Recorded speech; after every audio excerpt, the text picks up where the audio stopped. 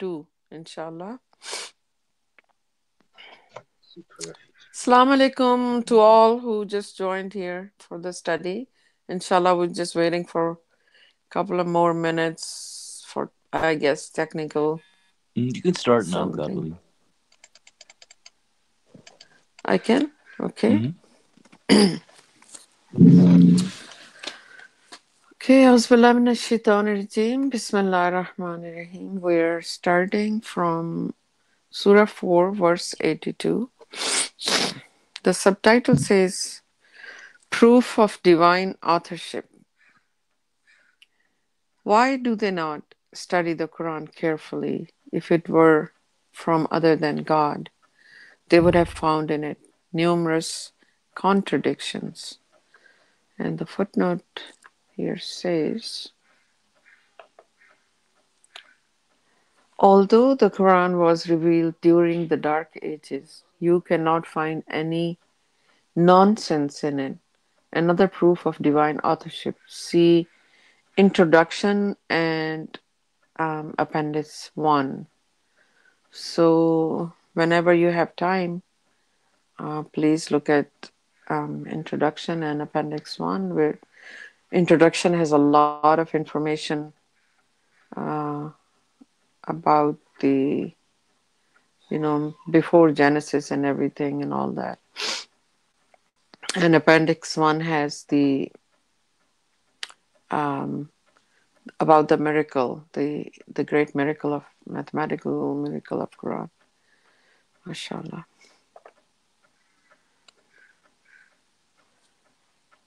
When a rumor that affects, beware of the devil's rumors. When a rumor that affects security comes their way, they spread it. Had they referred it to the messenger and those in charge among them, those who understand these matters would have informed them. If it were not for God's grace towards you and His mercy, you would have followed the devil, except a few. You shall fight for the cause of God. You are responsible only for your own soul, and exhort the believers to do the same. God will neutralize the power of those who disbelieve. God is much more powerful and much more effective. So 482 was explained by the footnote that God is asking us, or asking the disbelievers, why do they not study the Quran carefully? Meaning, Quran is a book which, when God calls it complete, fully detailed, and then it talks about also how the authorship is done, is just not nothing less than a miracle. Even in if it was read 1400 years ago or all those years before the math miracle was discovered, you read Quran and you do not find any ambiguity in it, any nonsense in it. And the other part of the Quran is how um, the literal part of it is so amazing, and it's like the rhythm and all that you cannot find in any other book. So you combine the math miracle and you combine the poetic style or the rhythm of the Quran. It's impossible to create such a book by any human being. So God's question is that why do you not study the Quran carefully? Because if anybody who reads it or study it carefully, you would right away feel that these words or these previous history and everything is from God. A human being could not have authored anything like that. That's Quran's.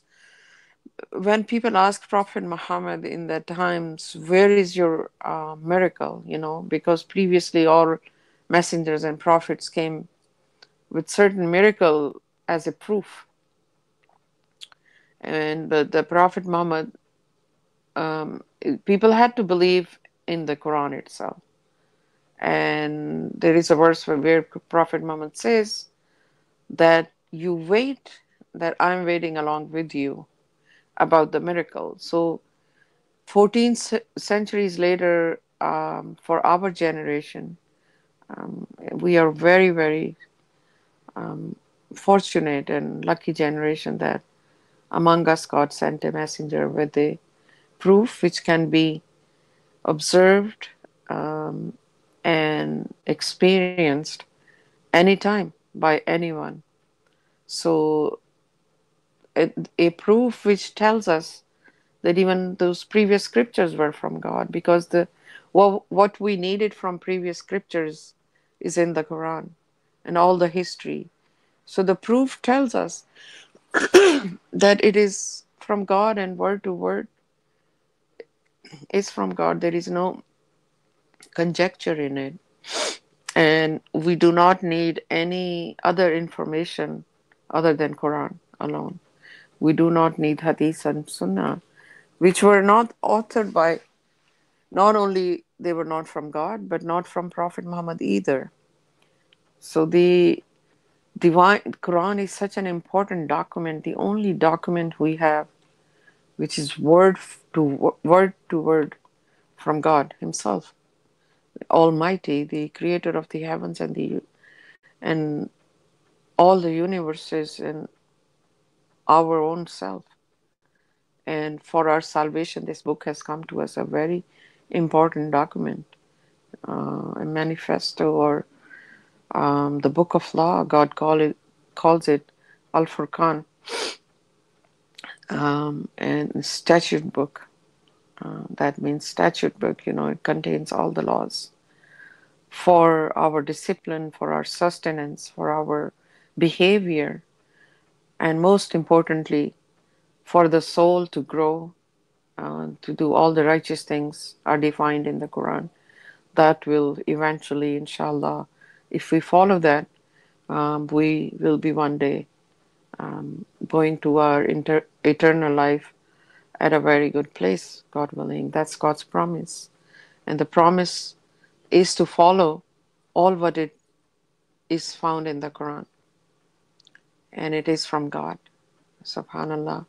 Just the reading of Quran tells you that no human being could talk like this, write like that, Subhanallah. It's an amazing scripture, um, and it consolidates and confirms, but also supersedes all the previous scriptures. So whatever we need from the previous scriptures, all the history we need for examples and for the stories or what happened to previous generations, it's all in the Quran. So that's all what we need. And every day we read the Quran, and we find something amazing in it once again.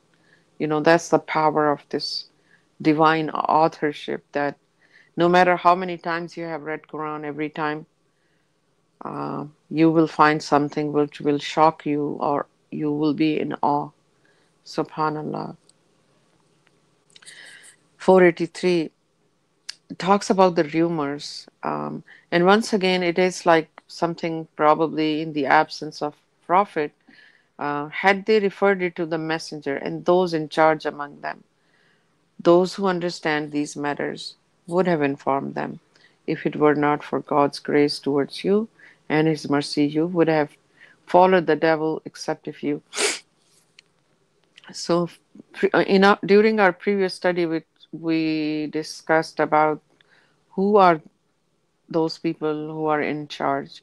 I believe here in this verse, um, if the messenger was absent,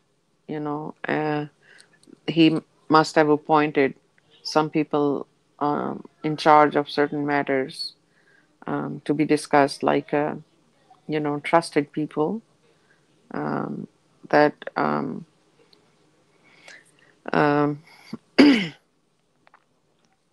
so God talks about, in this situation there were disbelievers and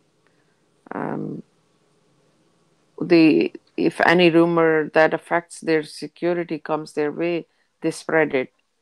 Um, so it is out of fear or something that those people were probably, those disbelievers were spreading baseless rumors, um, out of fear or out of ignorance. I'm not sure what was happening at that time. And but profit for such things, like let's say if something, a rumor came their way, instead of spreading, they should have brought it to the attention of the messenger or those in charge among them if messenger wasn't there. Those who understand these matters would have informed them. Instead of guessing or spreading it and creating chaos and whatnot, should have consulted people, whom were trusted by the messenger at that time. If messenger wasn't there, obviously messenger would know how to deal with such a rumor and would have, um, answered that whether it was right or wrong, or you know. So it's not a good thing to even spread a baseless rumor, which you hear, say, and then you spread it. If it wasn't God's grace towards you, His mercy and His mercy, you would have followed the devil, except a few. So this is what happens, It something, a wrong information getting in the wrong hands and being spread, while some people might think this is coming from, uh, either by prophet or the messenger, or and they probably were following such information or believing in it, wasn't the right thing to do, to spread it. First they needed to consult with the messenger. If a messenger wasn't there, then the one, those who were in charge, to verify it. So we always need to verify something we don't even know, or any kind of rumor. 484 talks about fighting for the cause of God. You shall fight for the cause of God. You are responsible for your own soul, and exhort the believers to do the same. God will neutralize the power of those who disbelieve. God is much more powerful and much more effective. So, how do we fight for the cause of God? You know, and God is saying, you're responsible for your own soul. That means for your own soul's sake. If fighting is decreed for you, in the cause of God, obviously we're not gonna. Nobody should fight for tyranny.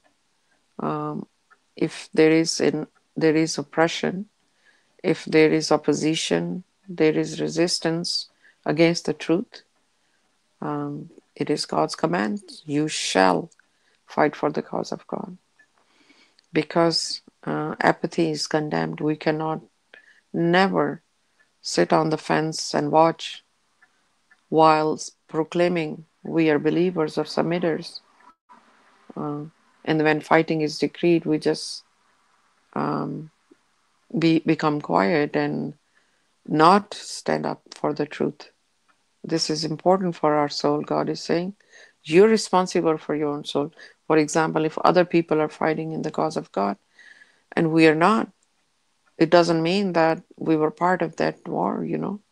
They are the one, even if they win for everybody, you know, that is on their soul.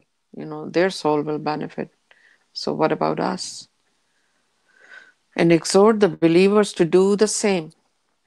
This is amazing commandment, and that you invite people for that. You advocate that. It is in very strong words. Now a lot of people think run for your own life means that you become um, sedentary, or you do not participate in any war, because all you need is to just say, you corrected your shahada and you're doing salat and zakat. In previous verses, this was mentioned. And God says, but when the fighting was decreed for them, they got exposed, or they started to make excuses.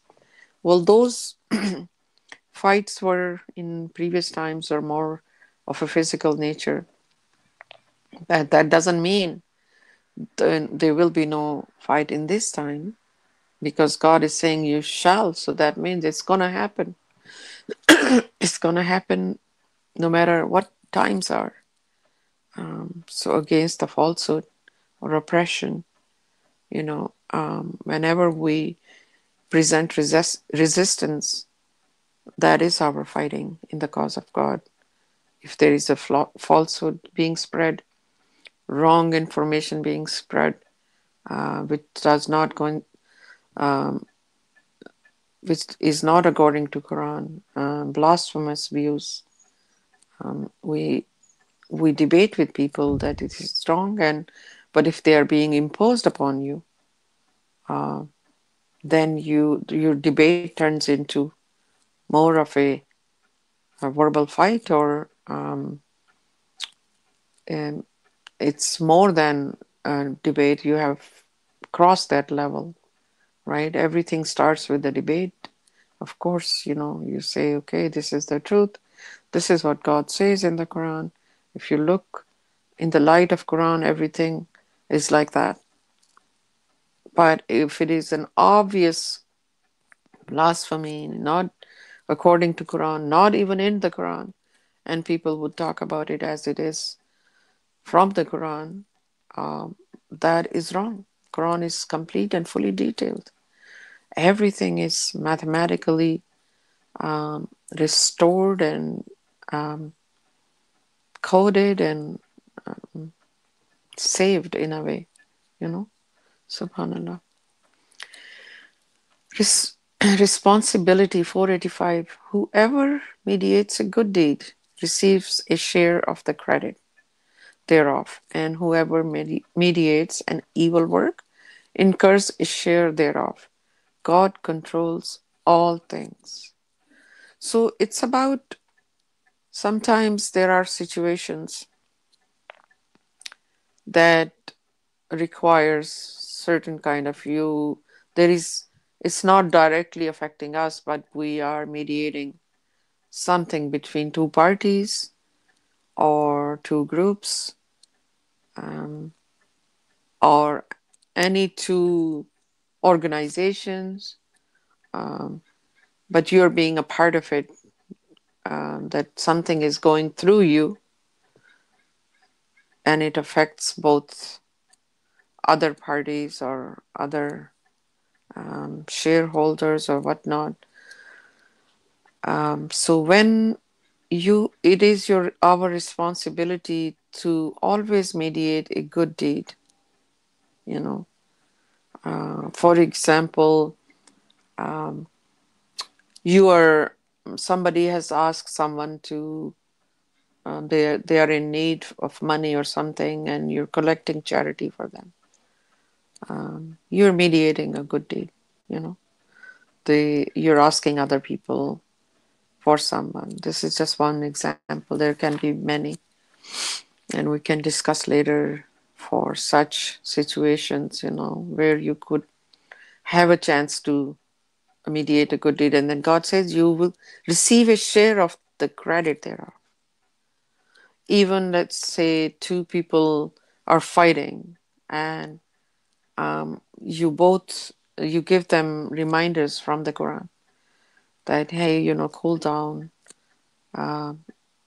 Anger is not good for you, and God does not like the aggression and whatnot. And so you did a good job, and if they end up realizing that they were, shouldn't have done that, or they cool off, you share, you will get your share of credit.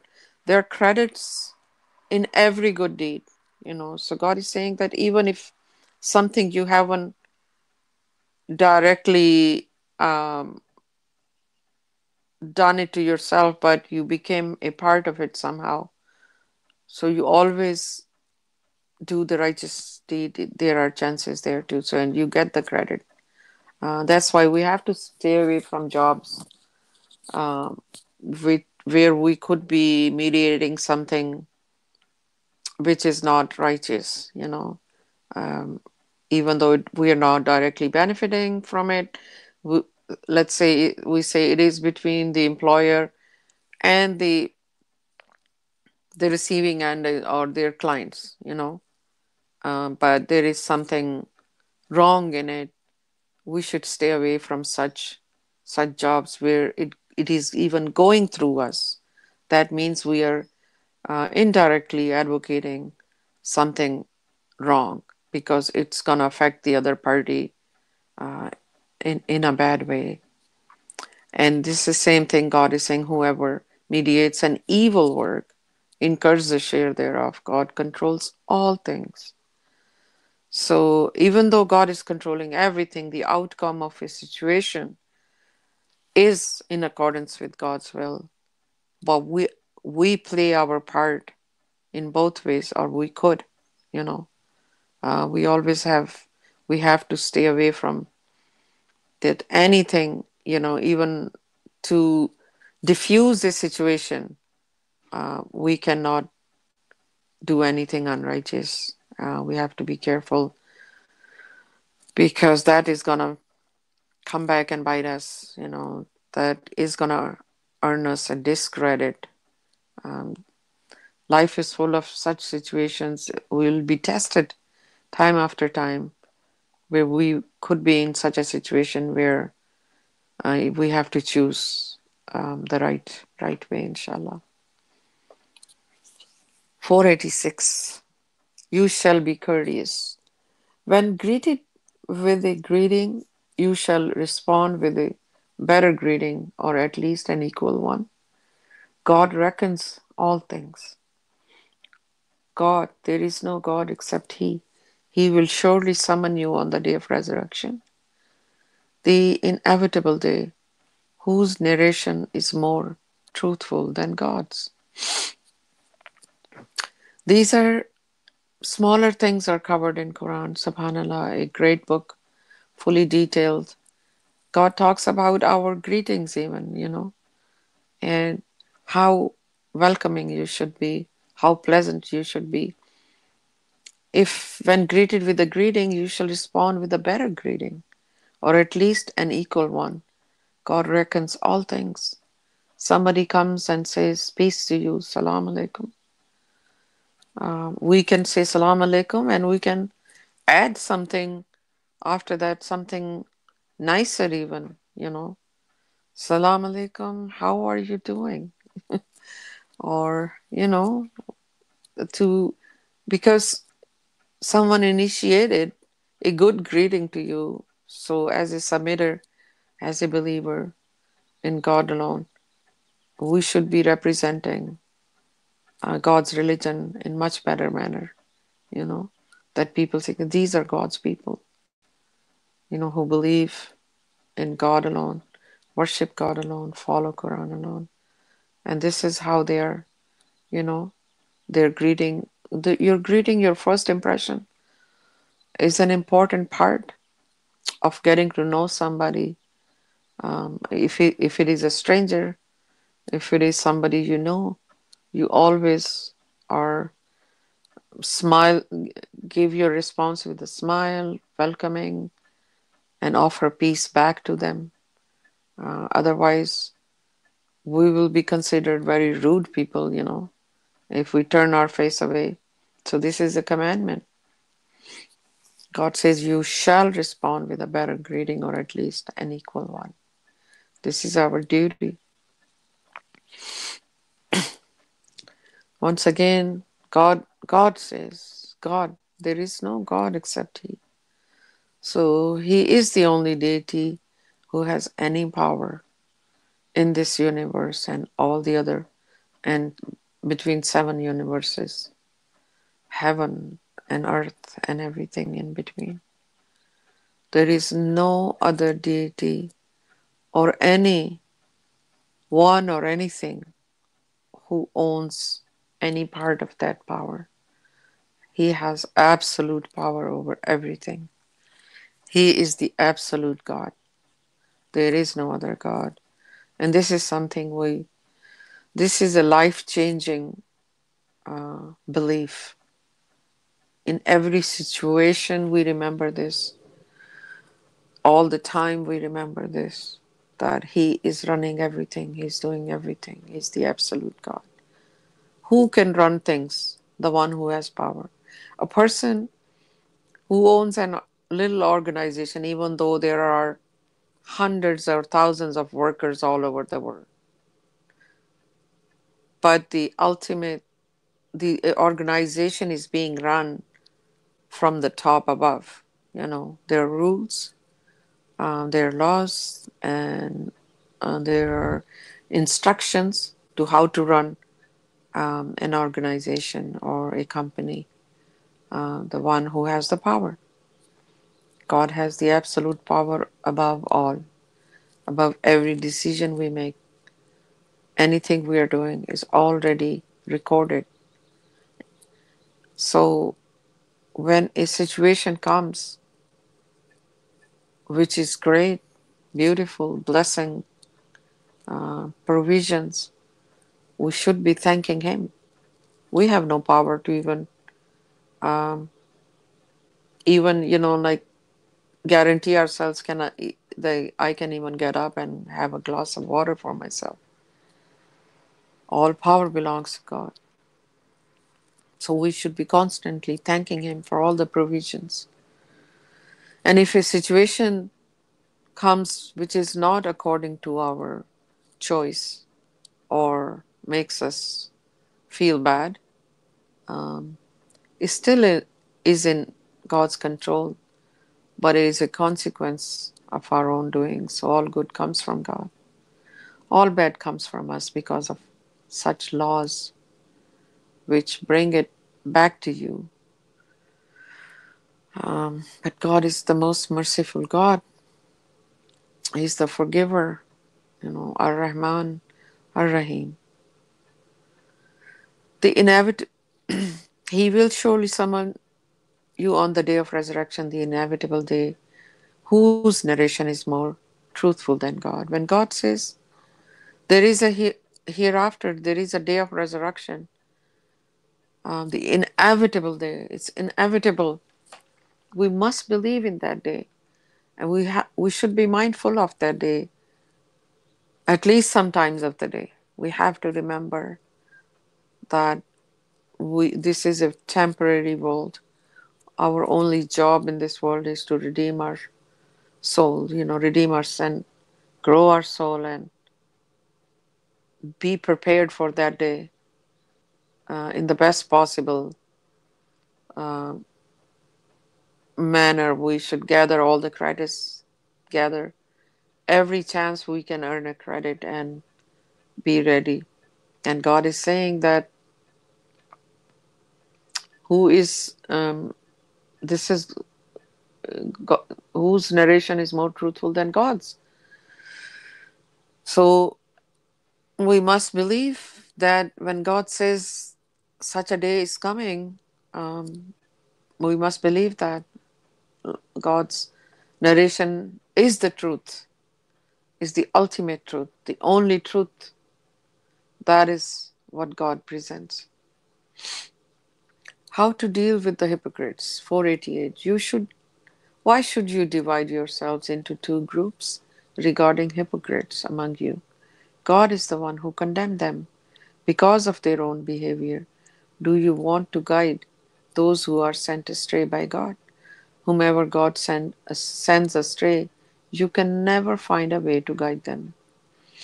They wish that you disbelieve as they have disbelieved. Then you become equal. Do not consider them friends unless they mobilize along with you in the cause of God.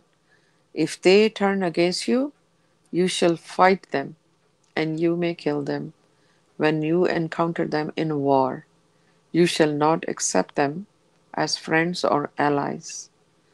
So the footnote here,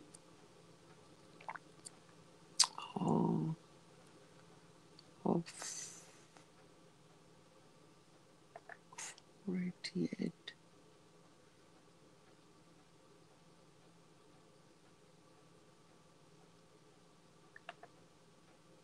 Sorry, bear with me, please. Today, 489 and 88.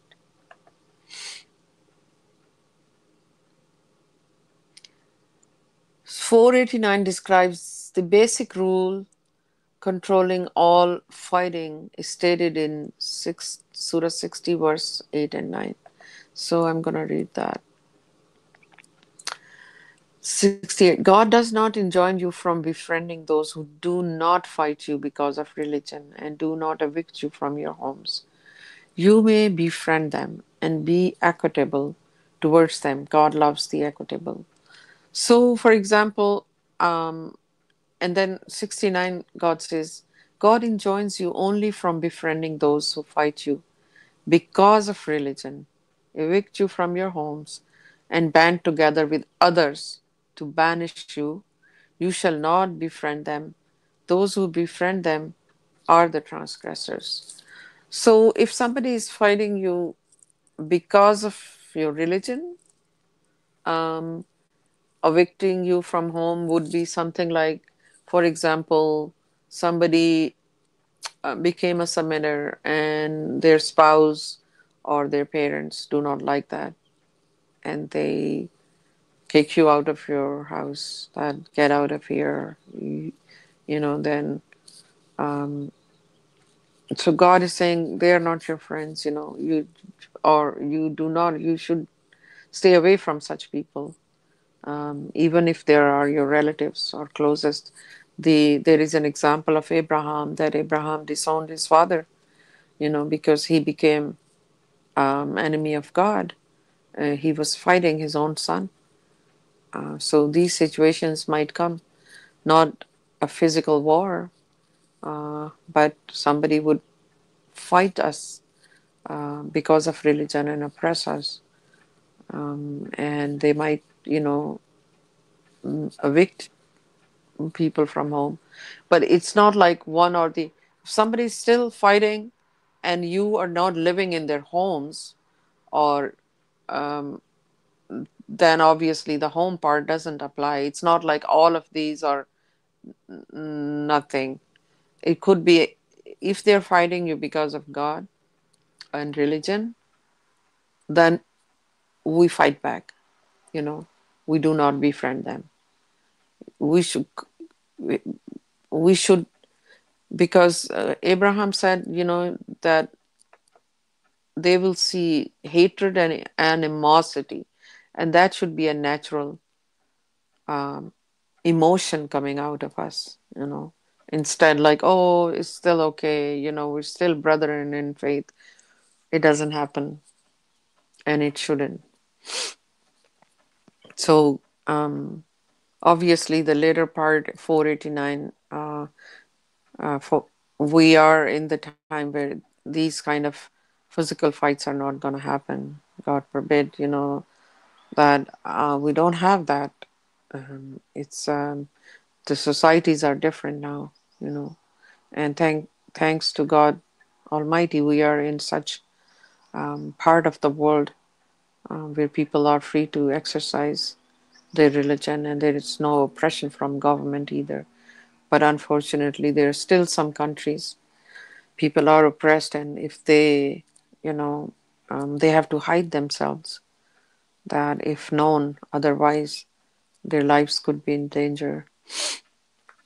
490. Exempted are those who join people with whom you have signed a peace treaty, and those who come to you wishing not to fight you, nor fight their relatives. Had God willed, He could have permitted them to fight against you. Therefore, if they leave you alone, refrain from fighting you, and offer you peace, then God gives no excuse to fight them. You will find others who wish to make peace with you and also with their people. However, as soon as war erupts, they fight against you. Unless these people leave you alone, offer you peace, and stop fighting you, you may fight them when you encounter them. Against these, we give you a clear authorization. Look at these words, like nobody, when God is with us, first of all, we fear no one, and we have to be absolutely certain when we are fighting somebody that we're fighting for the truth. We got to be absolutely certain because God says that you have to be certain before striking. When somebody gives you a proof of war, um, then you have no excuse but to fight back. Um, if somebody's st- manipulating the truth, um, spreading falsehood and blasphemous ideas, and then they fight because of that to you, and they say they're right and you're not. Um, those are grounds for fighting back. And God tells us how to deal with the hypocrites. God says, why should you divide yourselves into two groups? God does not like sectarianism. We should not be dividing because of hypocrites. For example, um, sooner or later, hypocrites they get exposed, and some people start fighting because of them. Like some would say, "Well, these are hypocrites," and others would say, "No, they're not," or they are kind of protecting them and whatnot. And this is only God alone can take care of that, and their behavior, and will fully expose them, and they eventually will drop out from the religion. They have a short, their tendency is kind of short term to create confusion and chaos among the believers, and they will always be part of communities and submitters groups and whatnot. Satan's point of view will be represented. That's a known Quranic fact.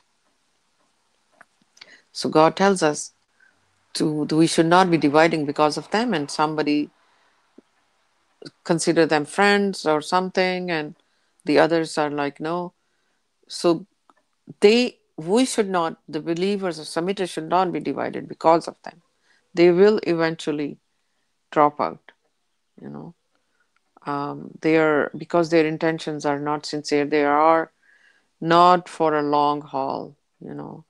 Sooner or later, when they feel that they have no room, and everybody sees them who they are, they're exposed, they will eventually, their charade is gonna be over.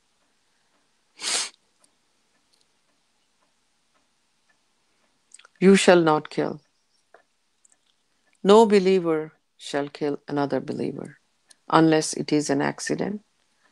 If one kills a believer by accident, he shall atone by freeing a believing slave and paying compensation to the victim's family, unless they forfeit such a compensation as a charity.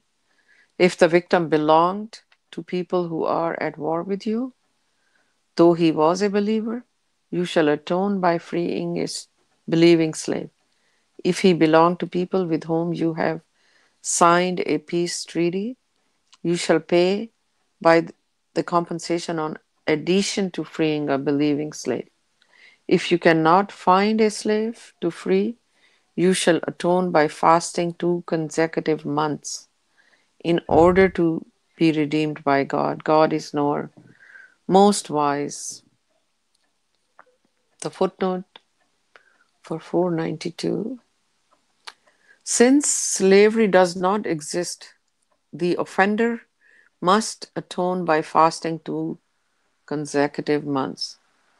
So, praise be to God, in this time and age, we do not own slaves.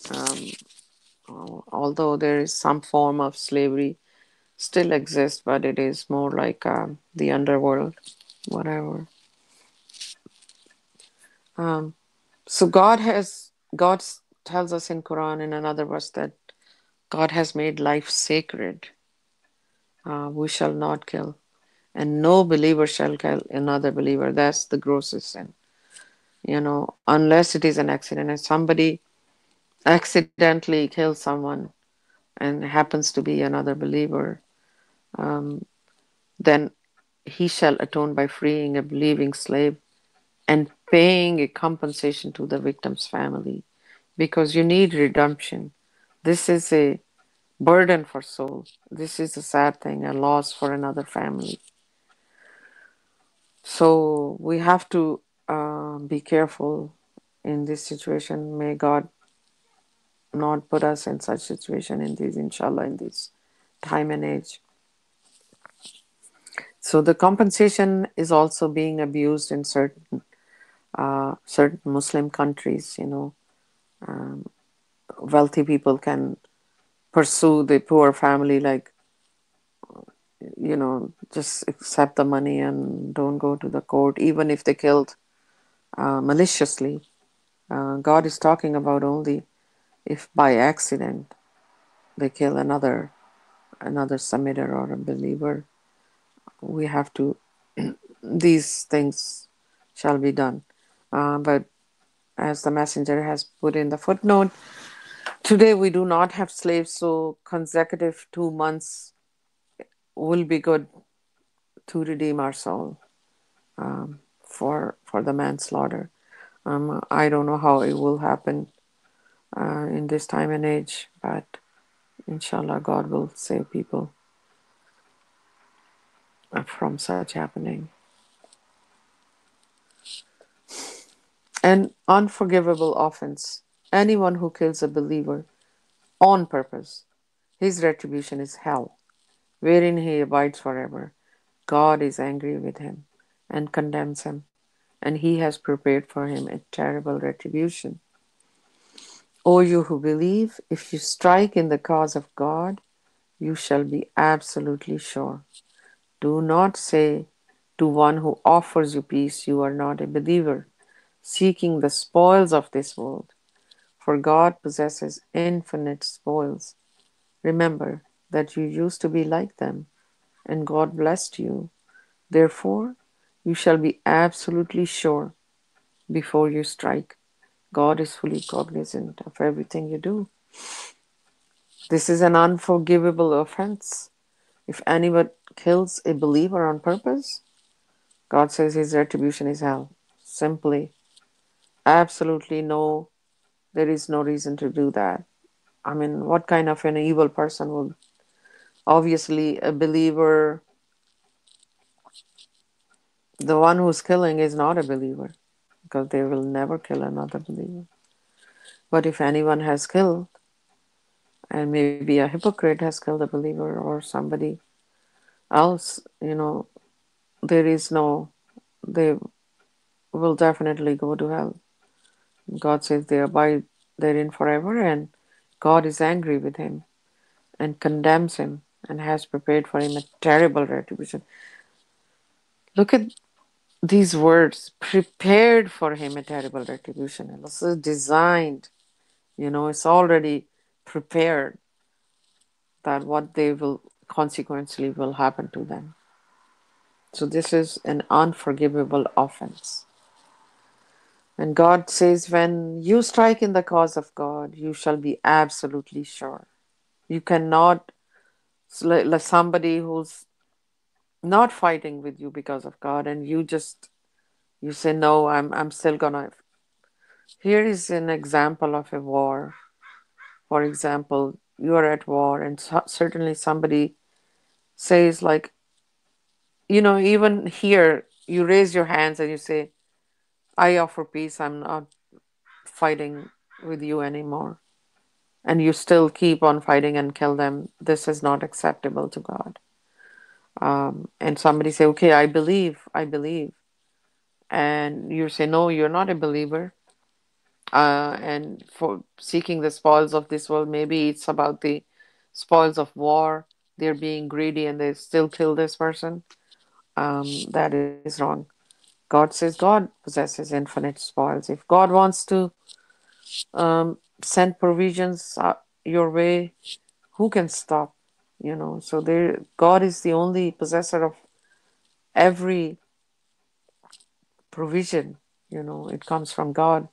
So people should not be greedy for seeking the temporary material of this world. And if they are in a war, they must make sure that this person is determined to harm them. If they don't fight back, they might kill you. So these are certain um, special scenarios of war, mostly physical. Higher ranks for the strivers. 495. Not equal are the sedentary among the believers who are not handicapped, and those who strive in the cause of God with their money and their lives. God exalts the strivers with their money and their lives above the sedentary. For both, God promises salvation, but God exalts the strivers over the sedentary with a great recompense. The higher ranks come from Him, as well as forgiveness and mercy. God is forgiver, most merciful. Subhanallah. So God is so merciful. He says, even God is talking about sedentary believers, not sedentary hypocrites who were, like were exposed at the time of war. But some are more active than others. Uh, there are believers who maybe have reasons they cannot strive so much in the cause of God, or they're just doing the at least minimum criteria. They're believers and they do not commit sins, obvious or hidden or unobvious, and they do their all due diligence properly, live a righteous life. But God is the one who will, give them their recompense as well. But they're not the same. Their ranks would be different in the hereafter, and it would be much more obvious than how God says, in this life you see a very poor person and then you see a king. Let's say these are two spectrum of poverty: is somebody who's homeless and somebody who owns many castles and palaces, the Queen of England or somebody like that. So it's a huge difference. But God says the difference in the hereafter is gonna be much bigger, much much bigger. We cannot imagine the ranks. What kind of, like, the closer you are to God, and what is that compared to the lower heaven. So the ranks will be according to our striving. Not every believer will end up in the same heaven. Every step of the way, it's gonna be more closer you are to God, the difference would be bigger and bigger, which we cannot really encompass and imagine. And God says He's the most merciful God. We should never ever be despair. We make mistakes, but we should not dwell in guilt and remorse all the time and hurt our soul even more. We should always reflect, repent, a firm repentance, and move on, and believe in God's mercy and forgiveness. That's His attribute. We must believe that too. And we ask for forgiveness and repent immediately after, or as soon as we remember. Even our previous sins, we didn't ask forgiveness for that time, or something we forgot. As soon as we remember, we should do that and believe in God's mercy. Because if we don't believe in God's mercy as well, then we're not believers either. So we have to believe in all of God's attributes, all of God's attributes. I'm gonna read until 101 and then I will end there, inshallah. Apathy condemned. So those who live whose lives are terminated by angels while in a state of wronging their souls, the angels will ask them, what was the matter with you? They will say, we were oppressed on earth. They will say, was God's earth not spacious enough for you to emigrate therein? For these, the final abode is hell and a miserable destiny. Wow. Exempted are the weak men, women, and children who do not possess the strength nor the means to find a way out. These may be pardoned by God. God is pardoner, forgiver. Anyone who emigrates in the cause of God will find on earth great bounties and richness. Anyone who gives up his home, emigrating to God and his messenger, then death catches up with him. His recompense is reserved with God. God is forgiver, most merciful. When you travel during war, you commit no error by shortening your contact prayers, salat. If you fear that the disbelievers may attack you, surely the disbelievers are your ardent enemies.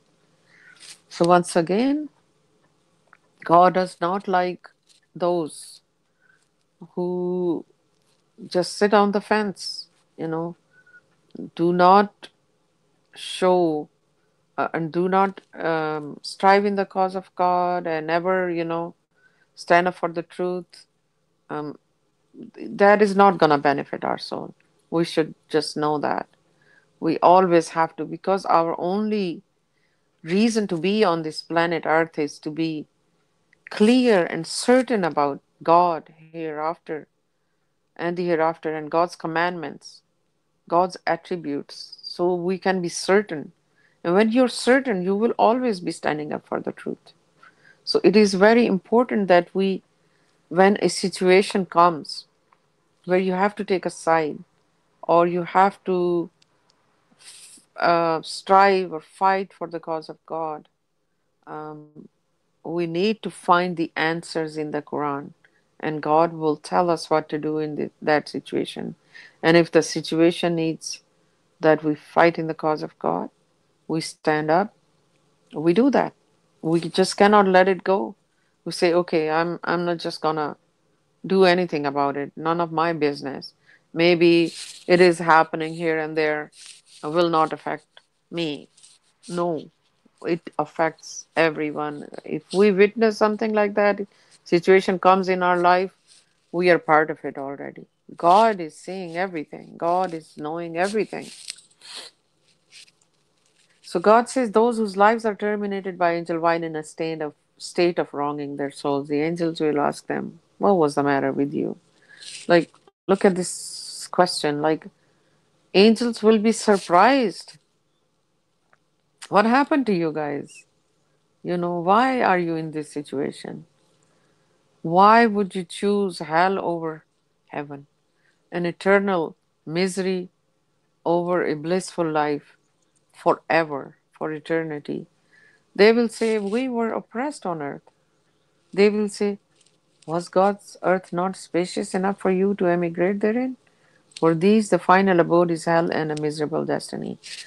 We have to, we have to, God's earth is spacious. If we are oppressed, we cannot fulfill God's obligations and grow our soul to be redeemed at a certain place. We should be readily moving to a place where we can and find a way. Then God is the one who's going to support us and make an exit from, we have to migrate to God's earth is spacious. Even people who are living in those countries, all they have to do is make a will that I'm going to get out of here and I'm going to be where I can practice my religion freely. You cannot miss your Jummah prayer. You cannot be hiding all the time that people will find out, so I'm not going to even pray or wouldn't fast, because people might kill me. So we have to find a way to emigrate, and that is in the cause of God. Because you just cannot be like, okay, I believe in God, but I am being oppressed and I'm not going to do practice my religious duties. That's a no-no. We have to trust God that God is going to make a way for us. His earth is spacious. We have to make that intention in us. And that goes for every other deeds. So exempted are those, the weak men and women, children who do not possess the strength nor the means to find a way out. So there is exemption. God knows that if somebody's ill or some women are trapped in homes or they're small kids or something, um, they just have no means. And then God is forgiver, God is knower. But those who can, they should not settle down where they cannot. They stay oppressed and they can never practice their religion freely. It's the most important part of our life. This is the only reason we are here. So we have to find any means to get out of that situation and oppression so we can grow our soul and commemorate God freely. That's why God says oppression is worse than murder. What's the point? Anyone who emigrates in the cause of God will find on earth great bounties and richness. God will not let your efforts go in vain. Even if you don't have a job, you move to somewhere new, who is the only provider? God. So why worry? Oh, I have a secure life here, uh, but I don't have a community. I cannot, or I just cannot pray freely, or I'm oppressed, but my life is going good. I have a great job here. Who's the one who's gonna give you any mean of, you know, provisions? Only God. God says anyone who gives up his home, emigrating to God and his messenger, the death catches up with him. His recompense is reserved with God. God is forgiver, most merciful. So even during this process, you cannot, you haven't even made it yet, to even start exercising your or start practicing your religion. But you made the intention, you started to emigrate and you die uh, in the process. You're already forgiven by God. God has reserved a great recompense for you. So this is how God knows. God, we are responsible for our innermost thoughts. We have to make an intention and then God takes over. This is how the free will works. This is how our entire religion is based upon, is on our intention and our will to freely choose God and God's ways. When you travel during war, you commit no error by shortening your contact prayer. Salat, if you fear the disbelievers may attack you, surely the disbelievers are your ardent enemies. I mean, if you fear that, you know, somebody is coming behind you or a place is not safe, you can cut your contact prayer short. If you're at a safe place and you have no fear, it doesn't matter that you're traveling now, your prayer is going to be half no matter what. This is something which has been abused by um, traditional Muslims quite a bit. They have already increased the units of salat, anyways, and then if they are traveling, they say, oh, now you can just cut it short to whatever level they want. Um, and that's interesting because this is only in the case of war and fear, and God says the disbelievers is your most ardent enemy. So this is about those countries where you are not free to worship God alone, and your practice is different than the others, and disbelievers could attack you while you're, doing your contact prayer, and you're helpless at that time. So God says, be safe. and secure, inshallah. So I will end there, God willing, inshallah, and we can open up for further questions or comments, please. Thank you. Peace be upon you all.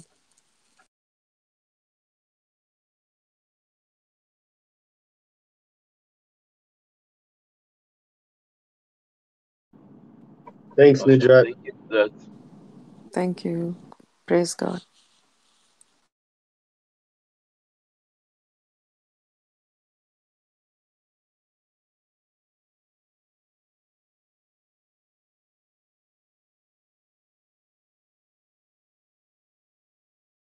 So we read from 82, 482 to 4101. I got And some more points. if any questions and any comments, please. I have a comment. Mm-hmm. Sure. So when we talked in the beginning, we talked in the beginning. You told, where do we start? Try 482. Yeah, we were talking about fighting back, uh, and it's.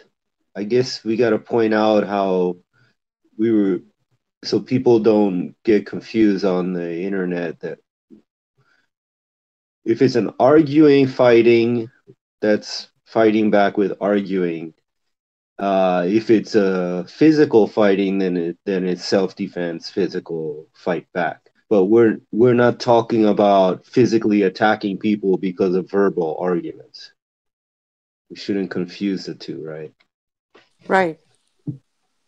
No, yeah, different times. And fighting back would be if somebody fights because of the religion, and then we fight back for the truth, for God. It is our duty,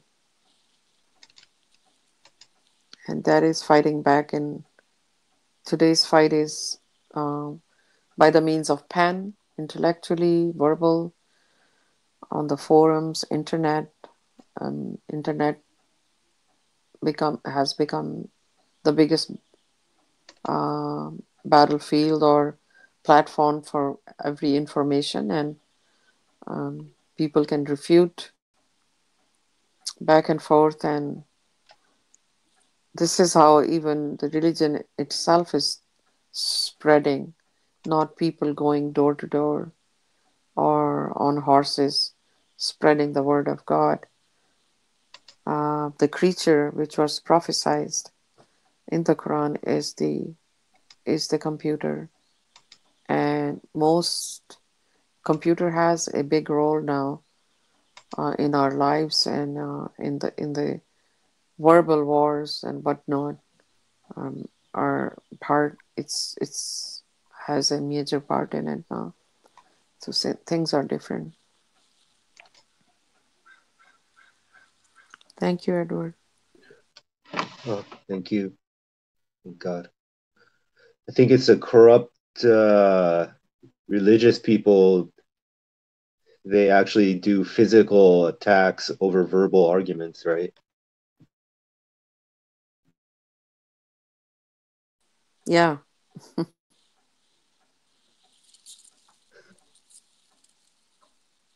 yeah. To corrupt um, re- religion, or the corrupted religion has no regard for life, and they even certain countries people, okay, infidels, just kill them, you know, while they haven't done anything against them, even though these people themselves are not following God's commandments, but they are readily attacking others, killing people. They have no regard for life, and God says God has made life sacred. It should not be taken lightly. I have another question. Does this mean some people interpret this that this is only talking about physical fighting, as and it seems like their interpretation would mean that if somebody comes and they say there is part of your congregation and they start advocating, homosexuals if can be there, and you shouldn't judge them, you shouldn't say anything, you shouldn't fight them. Fighting is only physical, only in self-defense. So that means we can't argue about anything. We gotta just shut up. Does that make sense? Not really. If we everything starts from a debate first, what main purpose is to stand up for the truth. We cannot let anybody come into a congregation and start spreading falsehood or blasphemies which go clearly against Quran, and we just stay quiet. To them is their religion and they're responsible. And no, that's apathy. That we cannot do that. We have to present. We have to stand up for the truth, because this is how religions do get corrupt, you know, by some ideas and people not saying anything about it. And to use your religion, then how many branches of religions are gonna be there? This or how many? Truth is only one. It's not like you cannot compromise. So you start with the debate that this is not. You show them the proof from the Quran over and over, and they still continue. Then and start oppressing you on their, either they become quiet, or if they become aggressively, preaching their point of view, then you do fight back, meaning verbally fight back, of course, because that's going to be today's war. Is different. It's more of a war of words, that you keep presenting the truth no matter what it takes. Excuse me. Sorry. And you remind them with the Quran, and the verses show them that such people are called disbelievers. God is calling them idol worshippers. If you, for example, something goes against Quran or is not even in the Quran, and somebody is advocating that to create confusion among the believers and submitters, that is your ground to fight such spread of falsehood. Absolutely, you will be fighting in the cause of God. Fighting just doesn't mean physical fighting. Fighting means you resist at every chance.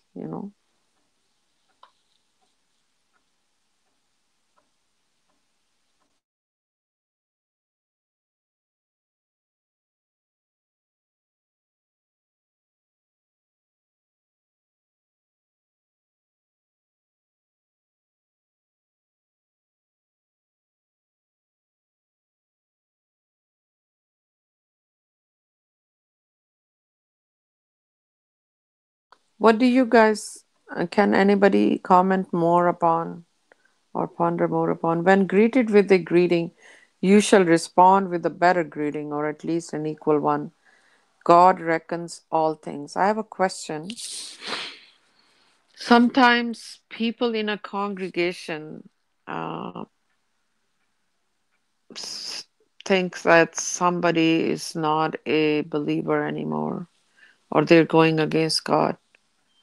They don't say salam to them. But if that person says salam to you or peace to you, according to this verse, you have to respond back. Am I right? Or what do you guys think about that? Because there are no grounds like when greeted with a greeting. It is general, it can be anybody. It You shall respond with a better greeting.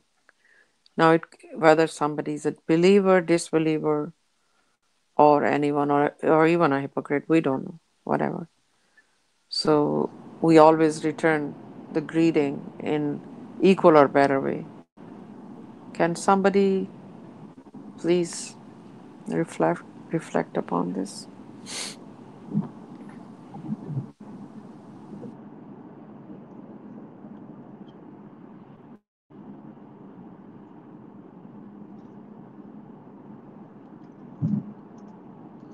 Assalamu alaikum. You guys hear me? Assalamu alaikum. Yes, we do. Okay. Okay, so I think, well, there is also, uh, you know, um, the verse that talks about divine etiquette, and it says also that, oh, you believe in Surah 24:27, do not enter homes other than yours without permission from their inhabitants and without greeting them. This is better for you that you may take heed. And then, there's also another verse about people greeting. Where is it? This is in Surah 58, verse 8. Have you noted those who are enjoined from conspiring secretly, then insist on conspiring? They conspire to commit sin, transgression, and disobedience of the messenger. When they come to you, they greet you with a greeting other than that decreed by God. They say inside themselves, God will not punish us for our utterances. Their own they burn, what a miserable destiny. So I feel that, I mean, when you also not well, if you are greeted by someone, yes, you should greet them back. And then if you enter into somebody's homes, you don't enter without greeting them. And then just greeting someone is a kind gesture in itself, and it's called divine etiquette, I suppose. So I mean, the believers do that. I mean, but I guess it will be different if you're at war with someone. I mean, you're not on talking terms with someone, so it wouldn't make sense for you to go and greet them and say how you're doing and stuff like that. If you like meet at a restaurant, I mean, meet on the street or something. But I guess if you get into discussion and you start a discussion, obviously, I mean, and they greet you, then you definitely have to greet them back. But I think other than that, it's optional. I mean, obviously, you're not, as long as the person's not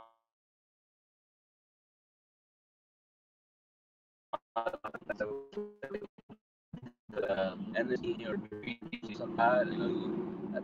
Past regulations regarding greetings, like I've seen in the past in other communities where, like, they would say you can say peace to them, but you cannot say peace be upon you. You can say salam and you can't say salam alaikum. And we have examples of that, like, say that salam is a bad word and salam alaikum is this blessed greeting, but essentially they are the same, because we see in the Quran that the angels, when they greet the people in paradise, they say peace, and God says in the hereafter, our greeting will be peace, and so there's no such thing really. I don't know if that answers your question.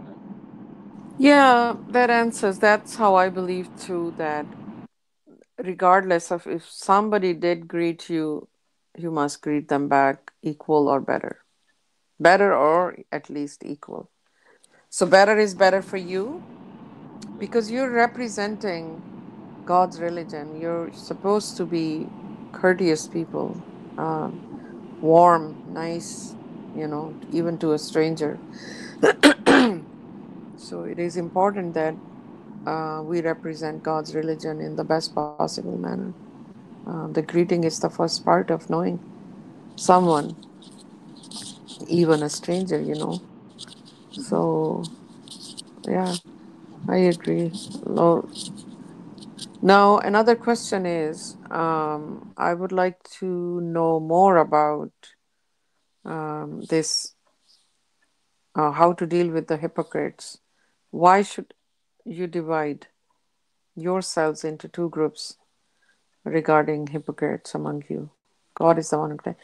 I hear many times many uh, versions of explanations, but I would like to hear more from you guys if anybody Yeah. wants to comment, please. Well, I Yeah. could comment on that one too. Yes, please. Go ahead. So I mean, yeah, I mean, I've also seen other interpretations of this, and And I mean, I've seen that people will people who want to not follow this commandment, or usually people who would fail at this would be the ones that have another explanation for this, but I see that's being very clear.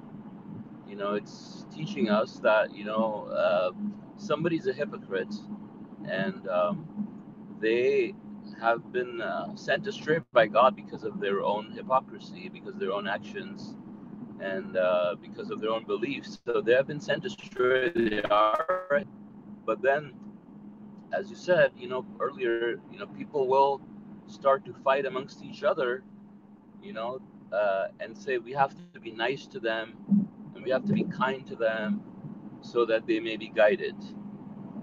And we shouldn't shun them or anything like that. Make excuses for them, defend them. You know, and I think God is telling us, no, don't divide yourselves regarding the hypocrites.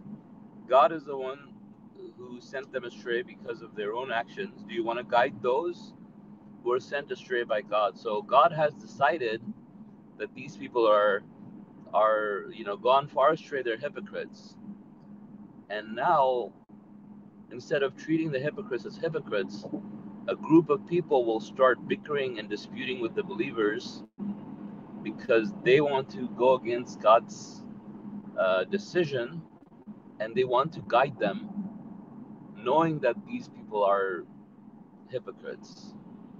And so God says, that's how I understand that. God is saying, like, why do you have to divide yourself?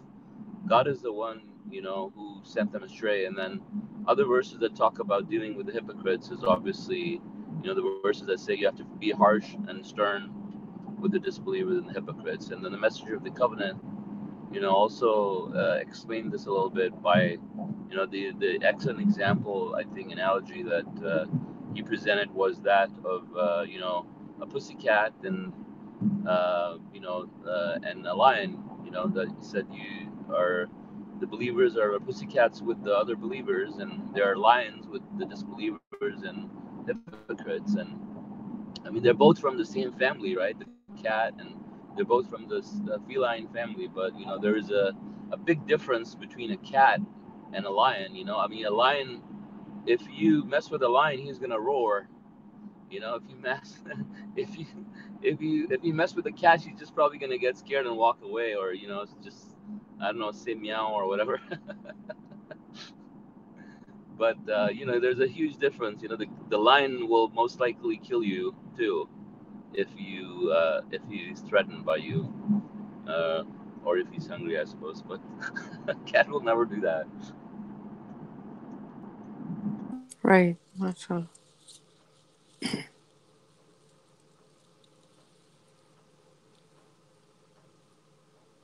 Yeah, dealing with hypocrites confuses a lot of people.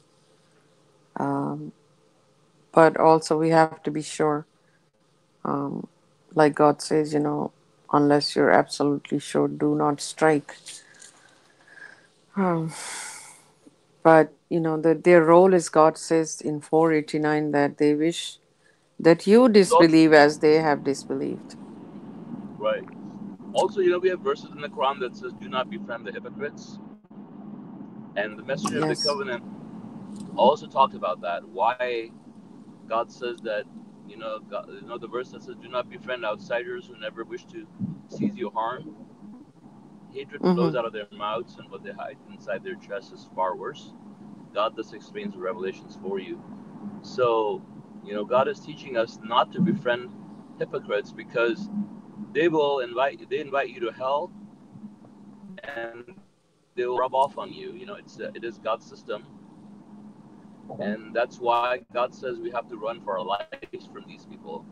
You know, Mm-hmm. so because if you don't, it's God's system. They will rub off on you. The reason why God tells us to force ourselves, in the chronic study groups, and to force ourselves to be with the believers is so that when we spend time together, we talk about God, we think about God. It helps. We help each other and remembering God, and we, in a way, like we influence each other in that way, right? But if you're with the hypocrites and you befriend them and you go out of your way to be with them, then you end up becoming like them. They'll start to influence you. They start to influence your thoughts, your actions, your beliefs, and you will find yourself in the same boat as them in the hereafter. So that's why, like, God is saying that, if somebody becomes a hypocrite, that's something they decided. That's their destiny. But you don't divide amongst yourself, like be united with each other regarding these people. Like if you establish they're hypocrites based on Quran, then then you treat them as such. Like don't like be wishy-washy, be nice to them, or like, the other verse that talk about, here you are loving them secretly, and this, stuff like that. So we I mean, I definitely do believe that, this is something we have to be careful of. And God says, for these people, faith into their hearts, and supports them with His inspiration. And other people, I mean, and people who befriend the hypocrites, I mean, God says they're exiles from God.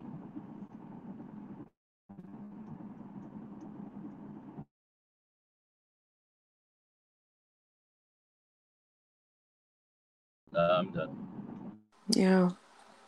It clearly says at the end of 89, you shall not accept them as friends or allies, because they will never be your allies. In God tells us in another verse that there is a disease in their heart, or another verse that God plague they are plagued with hypocrisy. It's something a hypocrite can never be. God says they want you to compromise and disbelieve like them, so you become equal, because they are always guilty inside. Do not consider them friends.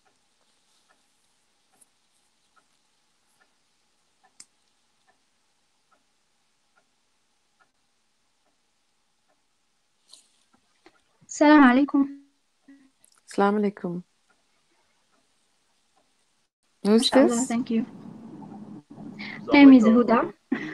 Oh, Assalamu alaikum, Sister Huda. How are you? Finally, we Fine, get to hear thank your you. voice. MashaAllah. Thank you. Me too, I'm happy to be with you. Who, MashaAllah. MashaAllah. Assalamu alaikum. Yeah. So, who is that? Huda. Huda. Huda Salam? Yes, Huda Salam. Salam. Yes. You, you, you Salam want to Huda. say something, Sister? MashaAllah. No, I just want to introduce myself. MashaAllah. Assalamu Thank alaikum. you. Very nice to Thank have you. you here. Thank you. We've been waiting for you for a long time. Praise be to God. Alhamdulillah. MashaAllah. Please feel free to comment. yeah, please tell us about, Yeah. introduce yourself if you can, if you And like. where you're from, and Yeah. Yeah, we Morocco. Oh, okay.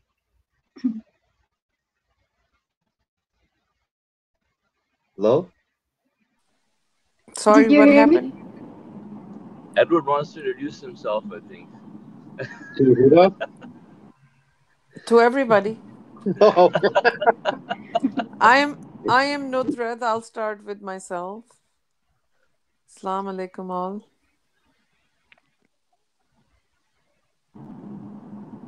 Okay.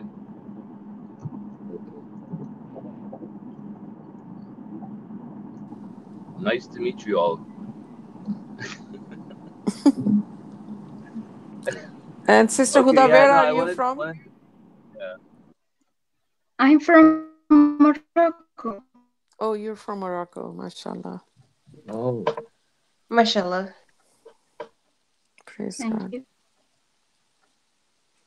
I always enjoy your um, when you post pictures with verses and all that, mashallah, very delightful and blessing from God to see such things. And praise God, you're a strong um, fighter of God too for the truth. Mashallah. MashaAllah. Thank you. You're welcome. Mashallah. Any other comments, guys? This silence or pauses are very awkward. Either we should continue continue commenting or the study's over. Uh-huh. No, Yeah, I it's mean, not. Silence is maybe, okay. yeah. Maybe, Huda, would you like to tell us maybe how you became a submitter? Wait. It's her first time coming on here. You Trying to gonna put introduce her. pressure on her? No, okay, never mind. Yeah. Well, I mean, uh, okay. Can I say something? Take. Yes, please. If Huda wants to say something, I don't want to interrupt her, but otherwise, I'm gonna say something about the Quran. Uh, Yes. the very beginning verse, it says they would have found in it numerous contradictions. Sometimes we're reading the Quran and our interpretation contradict. And wouldn't that be a sign that our interpretation is wrong? Not necessarily, and you could have the right understanding. Other people might have the wrong understanding. No, I'm talking about what? What? Maybe I didn't understand your question. What you said, if you have an understanding and other people differ from your understanding, isn't that the sign you have a wrong understanding? Isn't that what? Or did you say If something your else? if your interpretation contradicts other parts of the Quran, Oh, I see. Okay. Yeah, I'm sorry. Yeah, that could be a sign. Yeah, that could be a sign that there's something wrong with your understanding. Yeah, because there's no contradiction in the Quran, obviously. that would mean your interpretation is if it were from other than God. Yeah, that means it's flawed. Yeah. Yeah.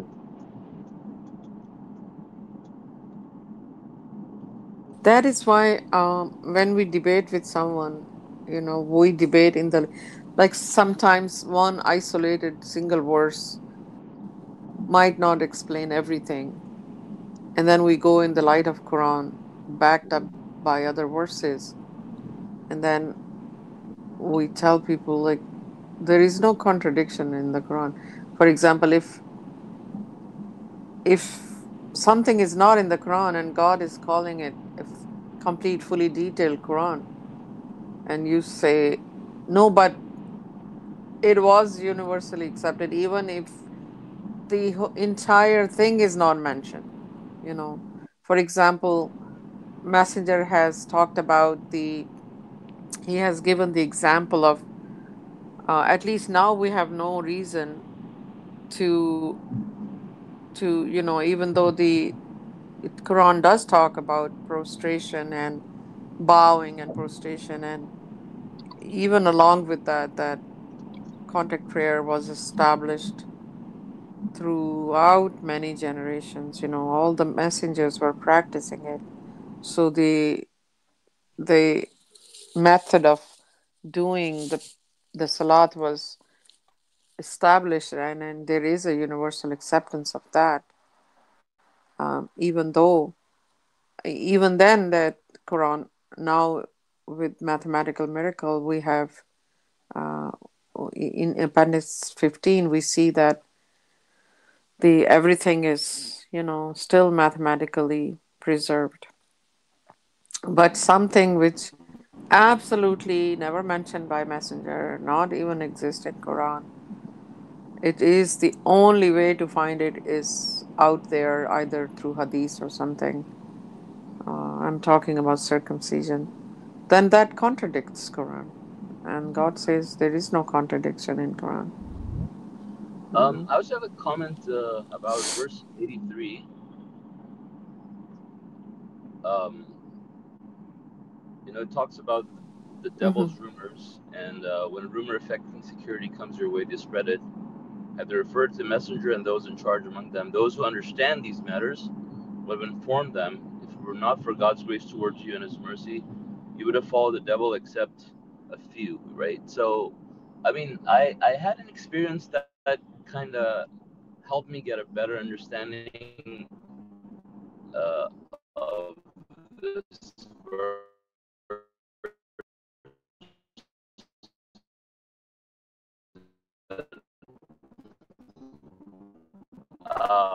I had a situation Solomon, I'm you're not sure breaking up. say, and I mean, I guess we mentioned where this, but mountains right now, so um, We didn't get hello. anything out of. Oh, You're can you hear breaking me up now? quite a. Yeah, we can hear you now. Okay, sorry, I'm just driving through the mountains here, and the Mm-hmm. reception is not really good. No, so I was saying I had a similar experience with this verse, which kind of helped me understand what it's saying in a way, where the website submission.ws.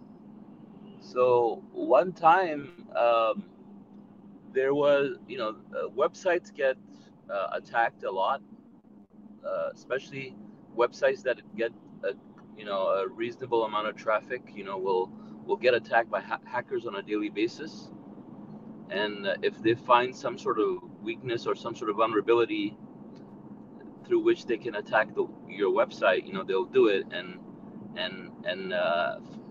basically, sometimes the search engines like Google will find out that if a website is hacked or not, and they will mark the website as that. Now, one time, actually, the website was attacked by some sort of malware, where the website. So then every time somebody would search for the website, it would just show a warning saying that this website may have been uh, hacked or something. And then one person, who was, I mean, a meat proponent, Peter, who instead of like, just he obviously he knew that I was maintaining the site and everything, and it was a issue of people's information security, I suppose, or whatnot. So, but instead of coming to me and telling me, hey, there's something wrong with it, or why is it showing this thing, he goes on the forums and starts posting stuff saying that this don't go to this website, this person's website is hacked, and he gets your information and he sells them and blah blah blah. you know and spreading out all these baseless rumors. So I think this could apply in a similar setting in a situation of war or anything, where they could there could be something regarding security, and instead of going to people who would understand these matters or be in charge of the security of the believers in some way, they will just go around and spread it and cause chaos, and problems for them.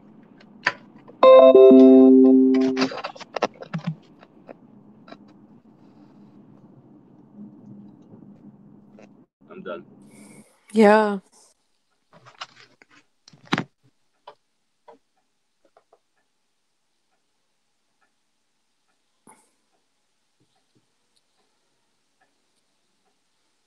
and especially social media, can be the biggest tool of rumor spreading too. Right. It's really fast, goes around the world in few Right. seconds, right? Oh yeah. Yeah. It would not be even locally contained, and it's just out Yeah. there. So even today's times are as good as it can be for spreading the message and the right word of God and everything, but then the devil can play its role very fast too.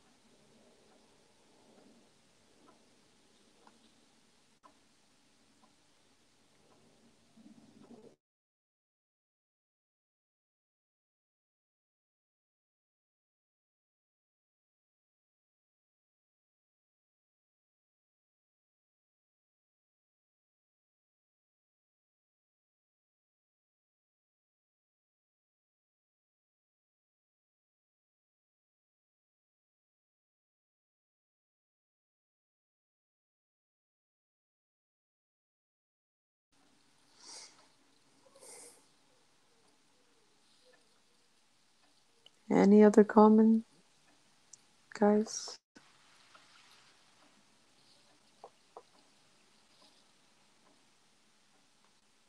Mashallah, Sister Nujrat, you did a very good job explaining. I guess you did such a good job that nobody have questions at the moment. Oh, I always enjoy my your dear Quran sister, praise God. Thank you so much. Nice. Not that, I don't know. Thank you. study. Any other something else? Any other question which is not part of this I got a study? question. Okay, Edward. Um, 45. Whoever mediates a good deed receives a share of the credit thereof. Wait, no, no. 484. You shall fight for the cause of God. You are responsible only for your own neck. Now, I've been in Quran studies where I talked about something that was somebody was doing wrong, and I believed that it was wrong, and I wasn't specifically saying like, hey, this guy's doing this. No, it was a Quran study. That's what we do. We go to Quran studies and we study and we talk about subjects. And so I meant, because of the verses, I was talking about something, and I was just saying, like, for example, when somebody says this or if somebody does this, and I was referenced to the footnotes. We make comments, Quran study sessions, and quite frequently I'll hear these. To me, they're a little offensive. They're like Weisenheimer, like smart aleck comments, and they say, "Well, I worry about my own neck." And I'm saying it that way for a reason, like, because that's the way it sounds to me. Like it's just being, you know, dismissive. Like you shouldn't talk about anything. Just worry about your own neck. And it sounds like here in this verse, say you're responsible only for your own soul, but it's also saying you shall fight for the cause of God. So that actually contradicts what they say. But it's not a fight. We were just in a Quran study, and people were telling me like, just worry about your own neck, like as if don't even talk about anything. It was very strange and very turned me off. That interpretation. So Yeah, I I thought hear you. responsible only for your own soul almost sounds like the same way they're using it, but it's saying you shall fight. Mm-hmm. Go Mm-hmm. together. Exactly. It's like because if others are fighting already and you're not, you're just sitting, you think they're fighting for you as well. It's not the same. You are responsible for your own soul. For example, if five people decided to fight in the cause of God and others thinks they will get the credit for that, it's not gonna be this. God says the strivers will have better ranks, and a lot of people abuse it as well. For example, they say, there is a verse about run, subtitle says run for your own life. Hmm? And even the verse is talking about you will not find those who believe in God and the last day befriending those, right? And but they only read the part run for your own life, meaning just run away from these situations, you know, um, and just do your due diligence and that's it. No, it is run for your own life means you have to take a stance and you have to run away from those who are hypocrites and disbelievers. It's like uh, uh, for your own life, meaning you're responsible for your own soul. Nobody else will benefit your soul by their deeds. That's what it is. Every chance we get, if somebody else is fighting in the cause of God and they are victors at the end, it's not their rank and your rank is not going to be the same, you know. So you have to do the same thing for your own soul. You cannot let yourself get oppressed and and not worry about that. You have to do your part because the situation has come from God, and everybody's being tested at that time. You have to let your intentions be known, where you stand, who you are, Oh my you God. know. Yeah, I just thought of something. Can I say something? absolutely. I'm not sure if I got this right because I've been looking at this verse and I've been very not getting it. And I've just been looking at it over and over again. It doesn't make sense. Like God saying, "You shall fight. Worry about your own soul." Then why should I fight? Because I just got to worry about myself. But you're telling me to fight, and then you're saying, "Don't worry. Worry about your own soul." And then I just saw it in another way that you shall fight, and don't worry about. Don't feel guilt. There's you're not responsible for their soul. You're not accountable. You're not. They're responsible for what they did, and don't feel like you shouldn't fight because you can't. You're you know poor people or something like that. Maybe is that you have like compassion or something like this. Well, Are you talking about 484? yeah, because maybe See, it's saying, like don't stop yourself from fighting because you're like yeah. concerned.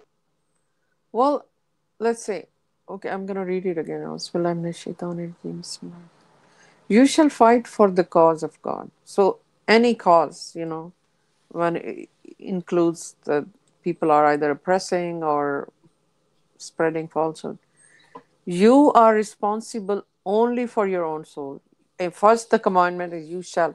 Because if you didn't fight, this is all I'm saying, then because the sentence hasn't even ended yet. You shall fight for the cause of God. You are responsible only for your own soul and exhort the believer to do the same. So it's a commandment that if it comes to fighting, you shall. Because you are responsible. Like, let's say, I see it like this, that others are fighting and you're not fighting, you know, um, and you cannot benefit from their fight because at the end it says, and exhort the believers to do the same. God will neutralize the power of those who disbelieve. God is much more powerful and much more. So we should not be worried. We should fight, and God will take care of them because God victory belongs to the believers. God says. Um, so you worry about your own soul. You are responsible only for your own soul.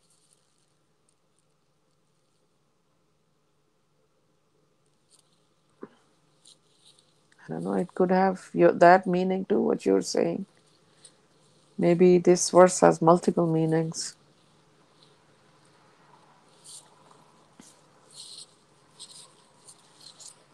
No, I also see it the way you said, but then I was wondering if there's Yeah, but it could be that way too, because multiple meanings doesn't. When God talks about straightforward verses and multiple meanings, doesn't mean like misleading multiple meanings, but maybe more than one according to situation. More than you go deeper into it, and the multiple there are this way, that way. There can be many sides to um, many answers to within one verse.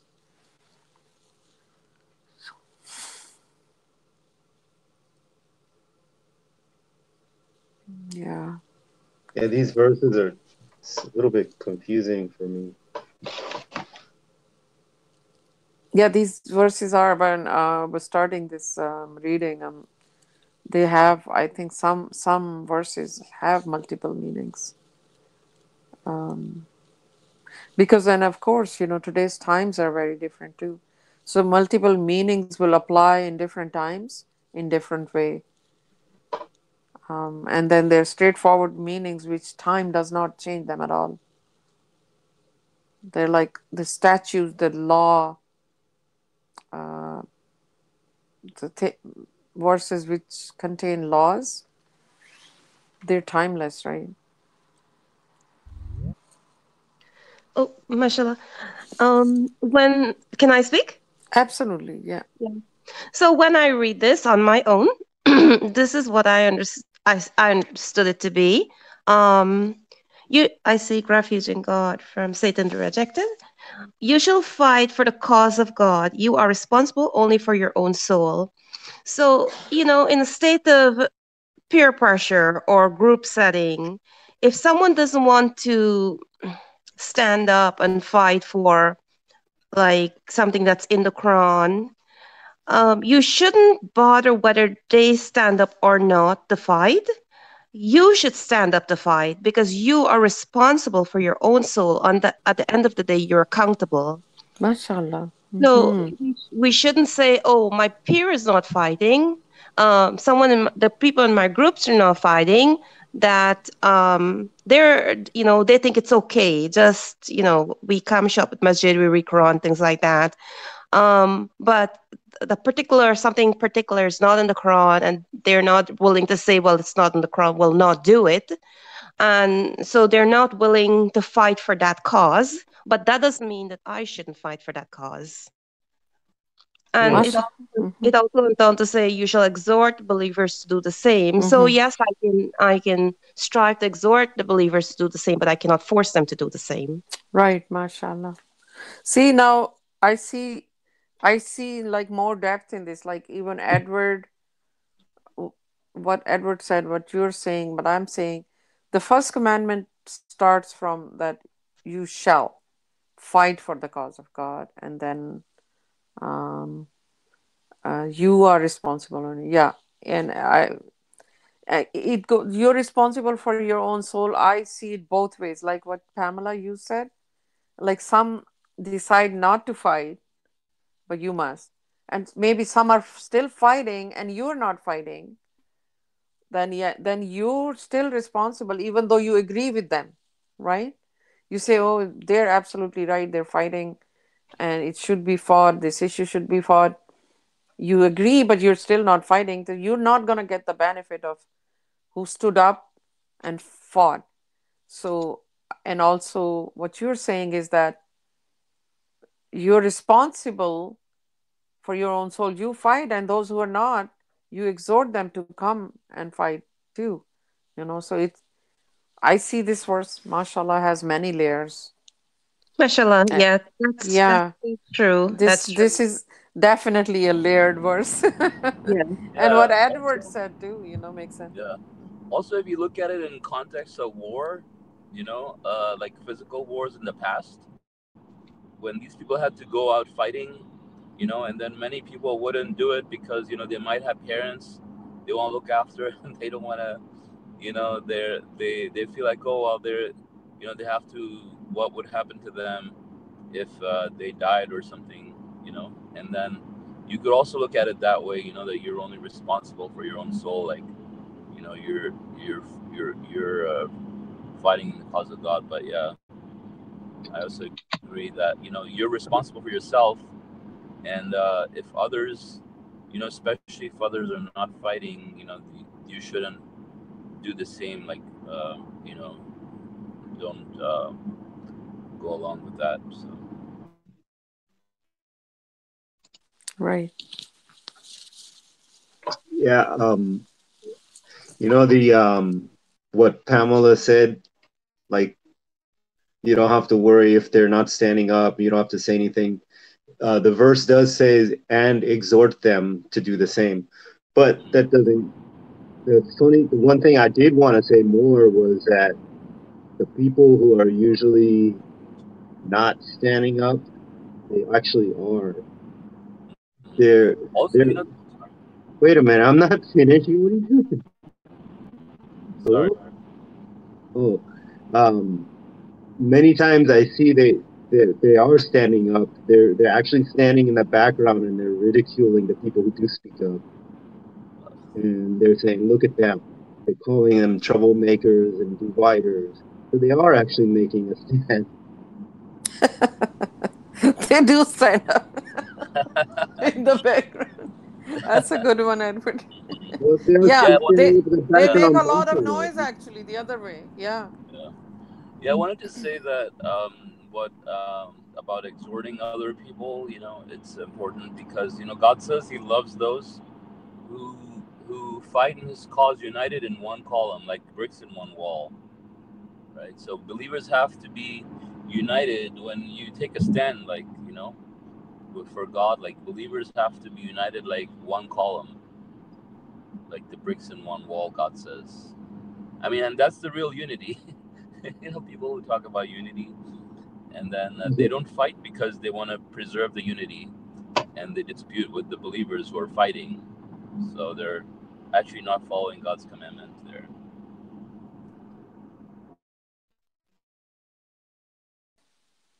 And a lot of people abuse this, like, hey, worry about your own neck. What's your problem? That I hear so much. Worry, run for your own life. They absolutely abuse that. Like, when sometimes we have, we when we were like really, this debate was really heated up, and then some people will come on once in a while on the forum and just say, look at these people, they're just fighting for their ego. Right. you know Yeah, this yeah. is like fighting for your ego. They're, first of all, they're not even understanding the issue. Hmm. and be like, okay, you want to be on the side, be on the side, but Hmm. don't the here comes the label. Yeah. That's even judging people, like, Yeah. you're Yeah. fighting for your ego. Like, Yeah. what is my ego gonna gain Exactly. from this, when I'm bringing these facts about um circumcision from the Quran, and all these scientific facts and everything? Why is that for my ego? What does that even mean? That, Well, maybe like, because so. your ego doesn't. You are circumcised. What's that? Say that again. I missed it. No, I said maybe because your ego doesn't want to get circumcised. Yeah. Oh, But that's interesting because I also wanted to share a similar comment. You read the verses about, the verse you read about those who give up their homes immigrating in the cause of God. So, it's interesting. Well, I mean, I've heard people say this about the ego. Like even to me, like when it came to building apps or websites, they said, "Oh, you did all this for your own ego. Like you didn't do it in the cause of God." Which, I mean, I just shrug it off. But one time, I posted a verse, about from the Quran. I think it was this verse that you read about anyone who gives up his home immigrating to God. And I was surprised because someone made a comment saying that, yeah, on the day of judgment, God, it wasn't somebody I was in conflict with or anything like that, so it really did surprise me.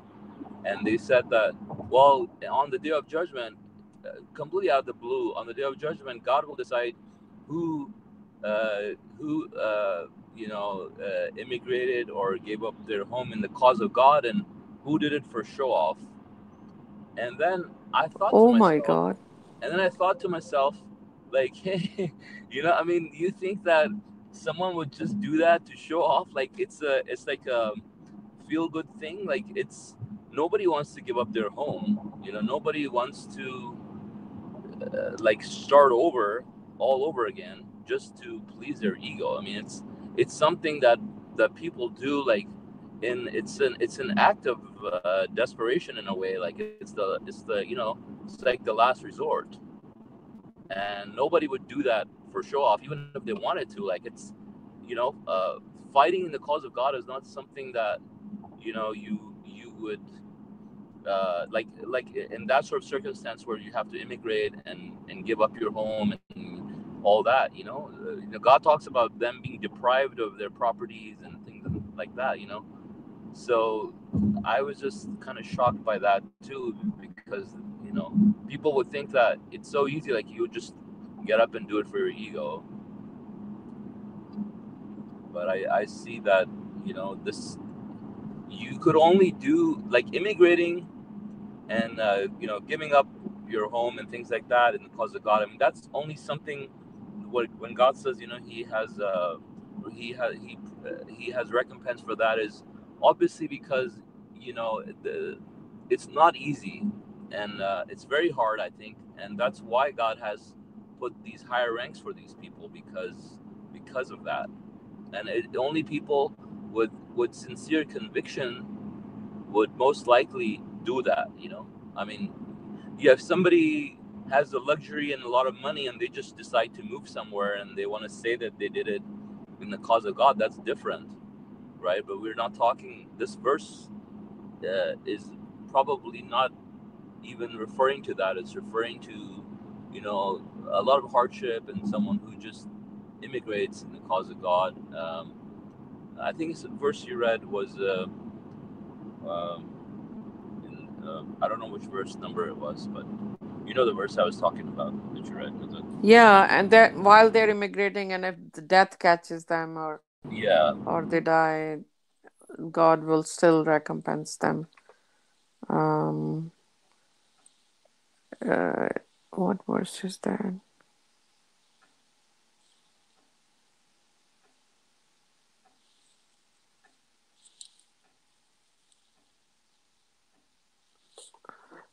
Yeah, it's hello, hello. Hello. Oh, you can hear. Yeah, it's the 495 higher ranks for the strivers of beloved. Not equal are the sedentary among the believers who are not handicapped, and those who strive in the cause of God with their money and their lives. God exalts the strivers with their money and their lives above the sedentary, for both God promises salvation, but God exalts the strivers over the sedentary with a great recompense. Oh, yeah, the high ranks come from Him as well as forgiveness and mercy. God is forgiver, most merciful. Yeah, and then the apathy condemned. Like all these verses go hand in hand, right? God is saying, you cannot just sit on the fence. Then you strive, if you have to leave, if you're oppressed, you migrate. All of this is striving in the cause of God, you know. The other choice is just apathy. Just be quiet, don't say anything. Edward, you especially, be quiet. Just kidding. do not do not challenge the status quo. We're all very comfortable here, you Oh, don't know. rock the boat. Don't rock the boat. Yeah.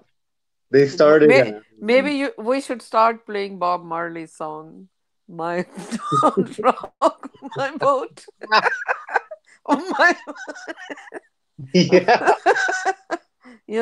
He really doesn't want that to be rocked while, you know what I mean, when he's high.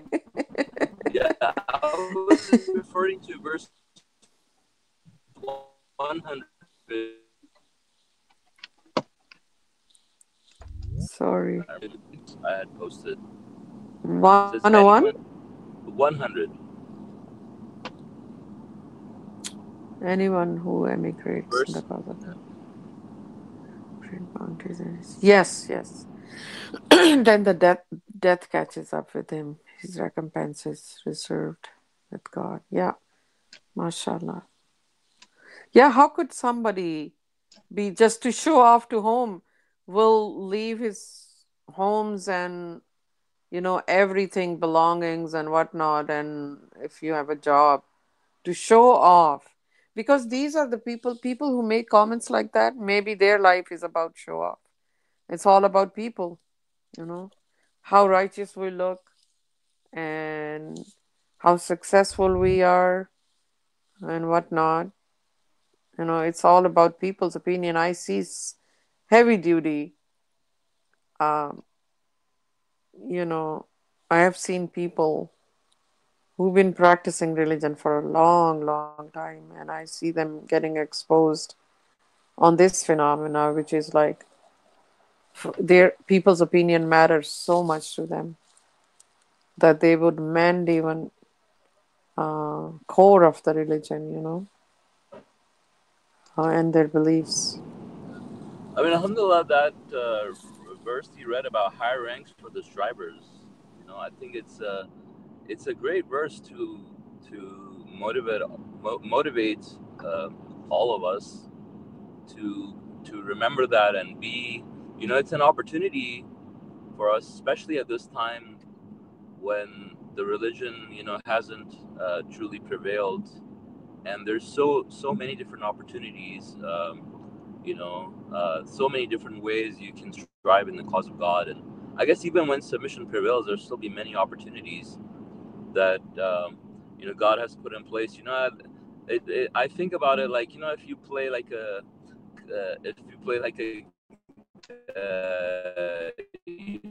game or something, there are all these coins and big treasures that you can get, like bonuses.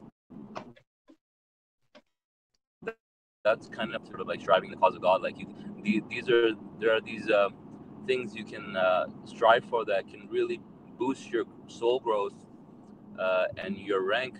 Your rank is going to be eternal in the hereafter, and so anybody who truly believes in God's revelations would not, evade the opportunity to strive in the cause of God, even if it's fighting or not fighting. It doesn't necessarily have to be fighting. And so, it could be, promoting the truth, going out of your shell to spread the message, or doing something with your time, devoting it to promoting the message. It could be translating the Quran in a different language or another language, or, just promoting it. Just maybe even giving the message to your friend, or even going to a Quran study. It's striving, in a way. But we go, we should try to go above and beyond, to try to get that rank when God says the higher ranks come from striver. Imagine in the hereafter, if you just find out that, if you only, let's say, if you only had like 10 more credits, you could make it to purgatory, and eventually in heaven. But you barely miss purgatory. How remorseful would a person be? Although God's forgiveness is immense, so I'm sure this person barely did anything, but still, your rank is going to be eternal. And so a person, who had maybe a few more credits than you is going to have a much better eternal rank than you. And so this life is such a precious opportunity for us to spend this time wisely, and spend less time complaining, and spend less time being a downer, and time in commemorating God and growing your soul, and striving really for your hereafter.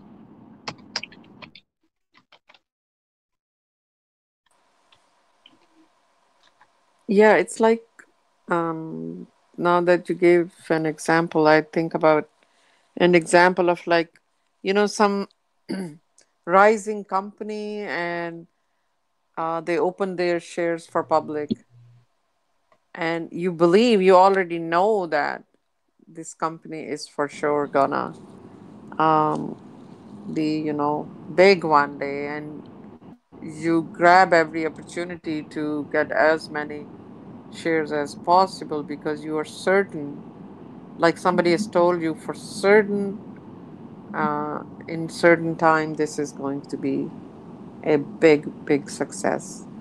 That's how at this time, when the submission hasn't fully come out to, um, the full blown, and at this time there are a lot of opportunities to grab, to strive and to stand up for the truth. So and standing up for the truth is so important. Like when people twist Quranic verses, or bring innovations in the religion, is that you if that innovation stops and even one person gets benefit of that and changes their mind, and you get, it's like you did your job. That is what it is for. God says you're not fighting for tyranny, you're fighting for God. Fighting for God means you're fighting for the truth. Simple as that. And if the truth can benefit someone, one person, you know, Right. it's worth it, because you put your time, you put your energy, You wrote day and night. You fought with them. You're doing something, you know. You could have been just watching and not doing anything, but you're doing something, right?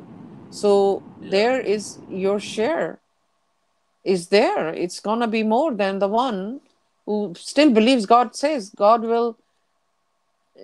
is gonna recompense the sedentary too, but you know the ranks we have to know that whenever such an opportunity comes, and there will be opportunities like that again, you know, that we do not sit back and relax.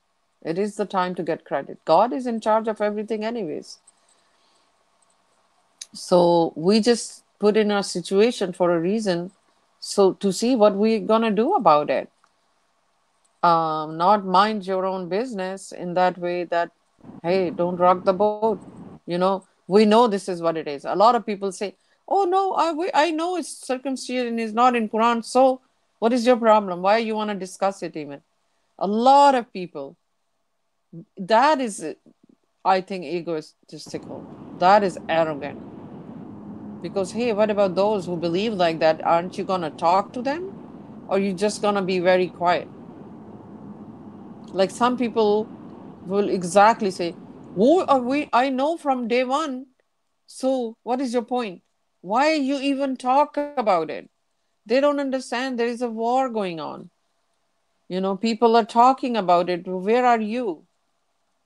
Why are you shunning people who are talking about it one way or the other? It's even who are talking against it, they're still talking, man. So maybe even they will get heat from this side, whatever the proofs are coming up. You know, we post verse after verse after verse after verse, Quranic facts, you know, and we saw some people changing their views right on the forums, you know, right in front of our eyes. So there was a benefit, and there will be benefit, and inshallah, we're not going to let it go. This issue isn't going away so easily. It's going to change the course, inshallah, and you're going to be a big part of it. All of you who stood for it, you know. And one day, when people will be careful, it's not going to run to a hospital as soon as a baby boy is born, that this is an Islamic tradition or our right to do it. They're going to think about it. It is just the beginning.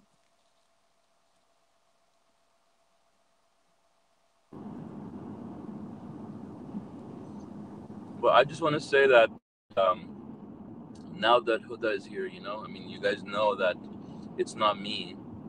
You know, she's a real person. So Oh my That was so funny. Yeah, that's Jeremy Hansen's sister, I think.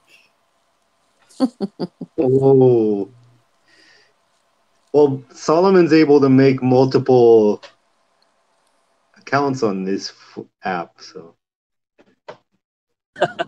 yeah, but I can't sound like a girl.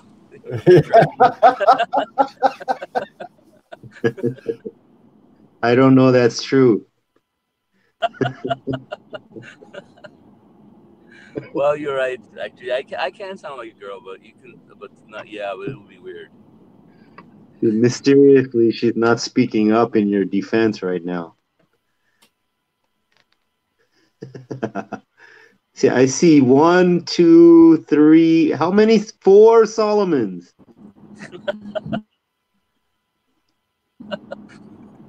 No, I No, see it's only 4 of you. no. So today there's only one of me. I'm just on my phone because I'm driving. So I think it's Jeff. Oh, yeah, that's me. You want to look at me? I'll show you. There's Jeff. There's another person. I don't know Yeah. who that is. 4 of your forehead. Hardio is here. Yeah, I'll show you my forehead to prove it. No, there's an avatar of a black person with orange hair and sunglasses and a mustache. Well, that's cool. Yeah. That's a girl. That's Huda. Oh, that's Oh, so. okay. And then who's the Who's the blonde guy with the mustache and glasses? I don't know. That looks like James Martin. No, we don't know. Sir, can you please introduce yourself Well, if you I would can. like to? Whoever's on the computer, Jeff, you can see if they have a name. Oh, you mean Awesome? Here's who's on. Oh, that's Awesome. awesome. Awesome, fellow Gister. That must be Huda. And then there's Edward, and then there's you, and then there's Pamela. Okay, no, Awesome has his own picture. Yeah. So that's all. That's all who's on. So whoever fellow Gister is, I think that's is Huda on right now? Salãmun Alaykum. Oh, that's awesome. Salãmun Alaykum, awesome. Thank Salāmun you. Alaykum. The study is useful for me. Masha Allah. Masha Allah. We're happy to have you here, Masha Allah. Yes. Hey, Awesome, where are you from in Turkey? Turkey. Oh. No, where in Turkey?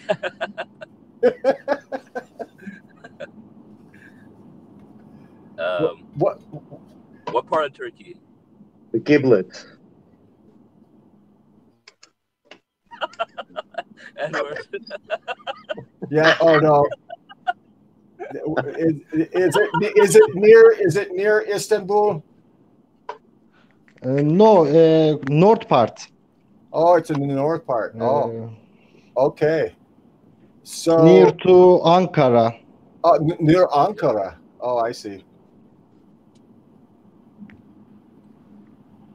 I heard there's some people in Turkey that are submitters, but they're saying Allahu Kabir instead of Allahu Akbar.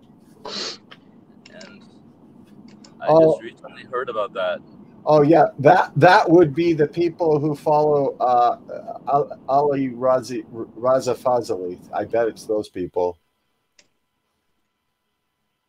That would be from the Journal of Submission people. I don't know if you know that one. Right. That's what I thought. But the person who told me this, they said that they don't follow him. Oh, okay. But they think, yeah. Apparently, I mean, that's where they found it from, right? But probably, yeah. But they're new submitters, relatively new people, and looks like they misunderstand the whole appendix. I guess that is a problem with a lot of these isolated communities that seem to practice submission and follow the messenger, but they don't understand the role of the messenger. Right. They feel that he made these quote unquote mistakes, in Salah. I mean, I think it really just brings it to the subject of religious practices and how we know what they are. Like the messenger, like they would have no problem accepting that circumcision is not from God and it's not a commandment because they don't find it in the Quran. But then I think there are people that are on another extreme, sort of like the free minders, where they don't have an understanding of how we know our practices, because why would they be trying to look for the word Allahu Akbar in the Quran? If it's a practice. Yeah. Where do you find where would one find the rule that any word that you say in your salat has to be from the Quran? Yeah. That the thing is, there's a concept out there that the messenger showed you the techniques, and it's for us to continue to purify the religion, that kind of a thing. You know what I mean? So we were given kind of the tools, and now it's up to us. I get that impression sometimes. Right. Yeah, and I mean that clearly goes against the verse that says, "Can the messengers do anything but deliver the complete message?" So yeah. God sends a clarifying, purifying messenger, and his job is to clarify and purify it for you. He's not going to leave it there for you to guess, I mean, what would be the role of the messenger, you know, in that, you know, I mean. Yeah, it's essentially you become your own messenger. You know what I mean? Yeah. You become the messenger supervisor basically, because you approve and disapprove. Yeah. Yeah, I mean, I was doing that. I did the Allahu Kabir thing for a while too. I'm guilty. It's okay, Masha Allah, you repented. Yeah, inshallah. Yeah.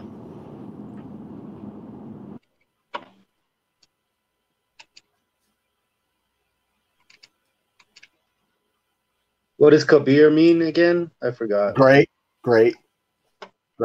It just means great. Whereas Akbar means greater, actually, whereas Kabir means great.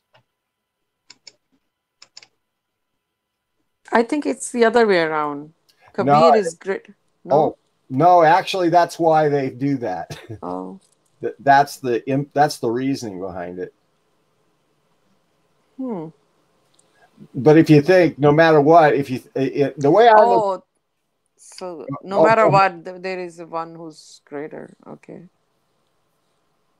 Huh?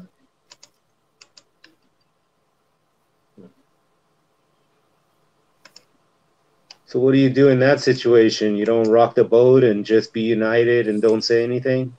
What do you mean? You just join that congregation, you don't say anything, you just keep quiet in the sake of unity and community.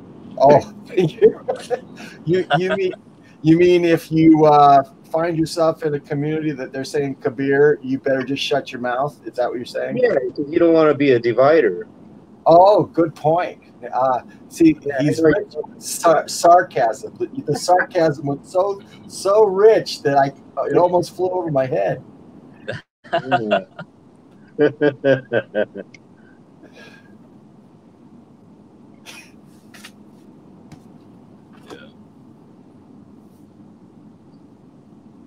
I think Toby agrees with you. Oh, Toby! Wow. Yeah, he's hanging out, chilling. Yep. So yeah, that was I didn't mention it, but yeah, the khutbah was very good. I thought it worked out great. I thought Oh, thank you. Yeah, no, that was very clean. Yeah, I thought that worked out great. Yeah, it went by so fast. It's amazing how. Right. Yeah, I was rushing through it too. Yeah, and it just goes by. I couldn't believe it when I looked. It's like you were like over 29 minutes, and it was almost perfect timing. You timed it out really well. Thanks. Yeah. It's funny. I found out that there was a sermon given in another masjid on circumcision the same Friday. Oh, great! Last night. I tried to do the numbers to add it up to get the 19. I couldn't get it. I don't know what I was doing wrong. Oh no, it's 3 plus 2 plus 2 plus 2 plus 0 plus 1 plus 9. Oh, the individual integers. Okay, Yeah, I was adding 22 plus 3 plus. Okay.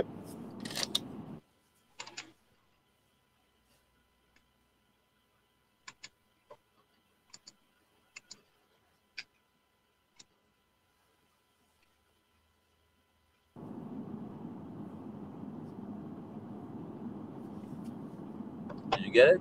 Oh, I did. I just believed you. Okay. Well, no, you're in the calculator. Let me verify. No. I just. Okay. Yeah. No. Okay. That made sense once I realized that, because I tried it. I thought I tried 322, and then I thought, well, maybe try 22.3, and that didn't work. And then I was like, I don't get it. Right. Yeah, Edward was the one who pointed it out just before I started. So it just kind of gave me like almost like a reassurance. Oh, nice. Yeah.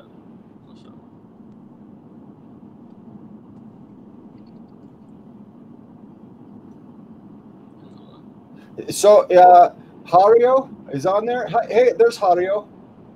Salāmun Alaykum, Ariel. Salam, Jeff.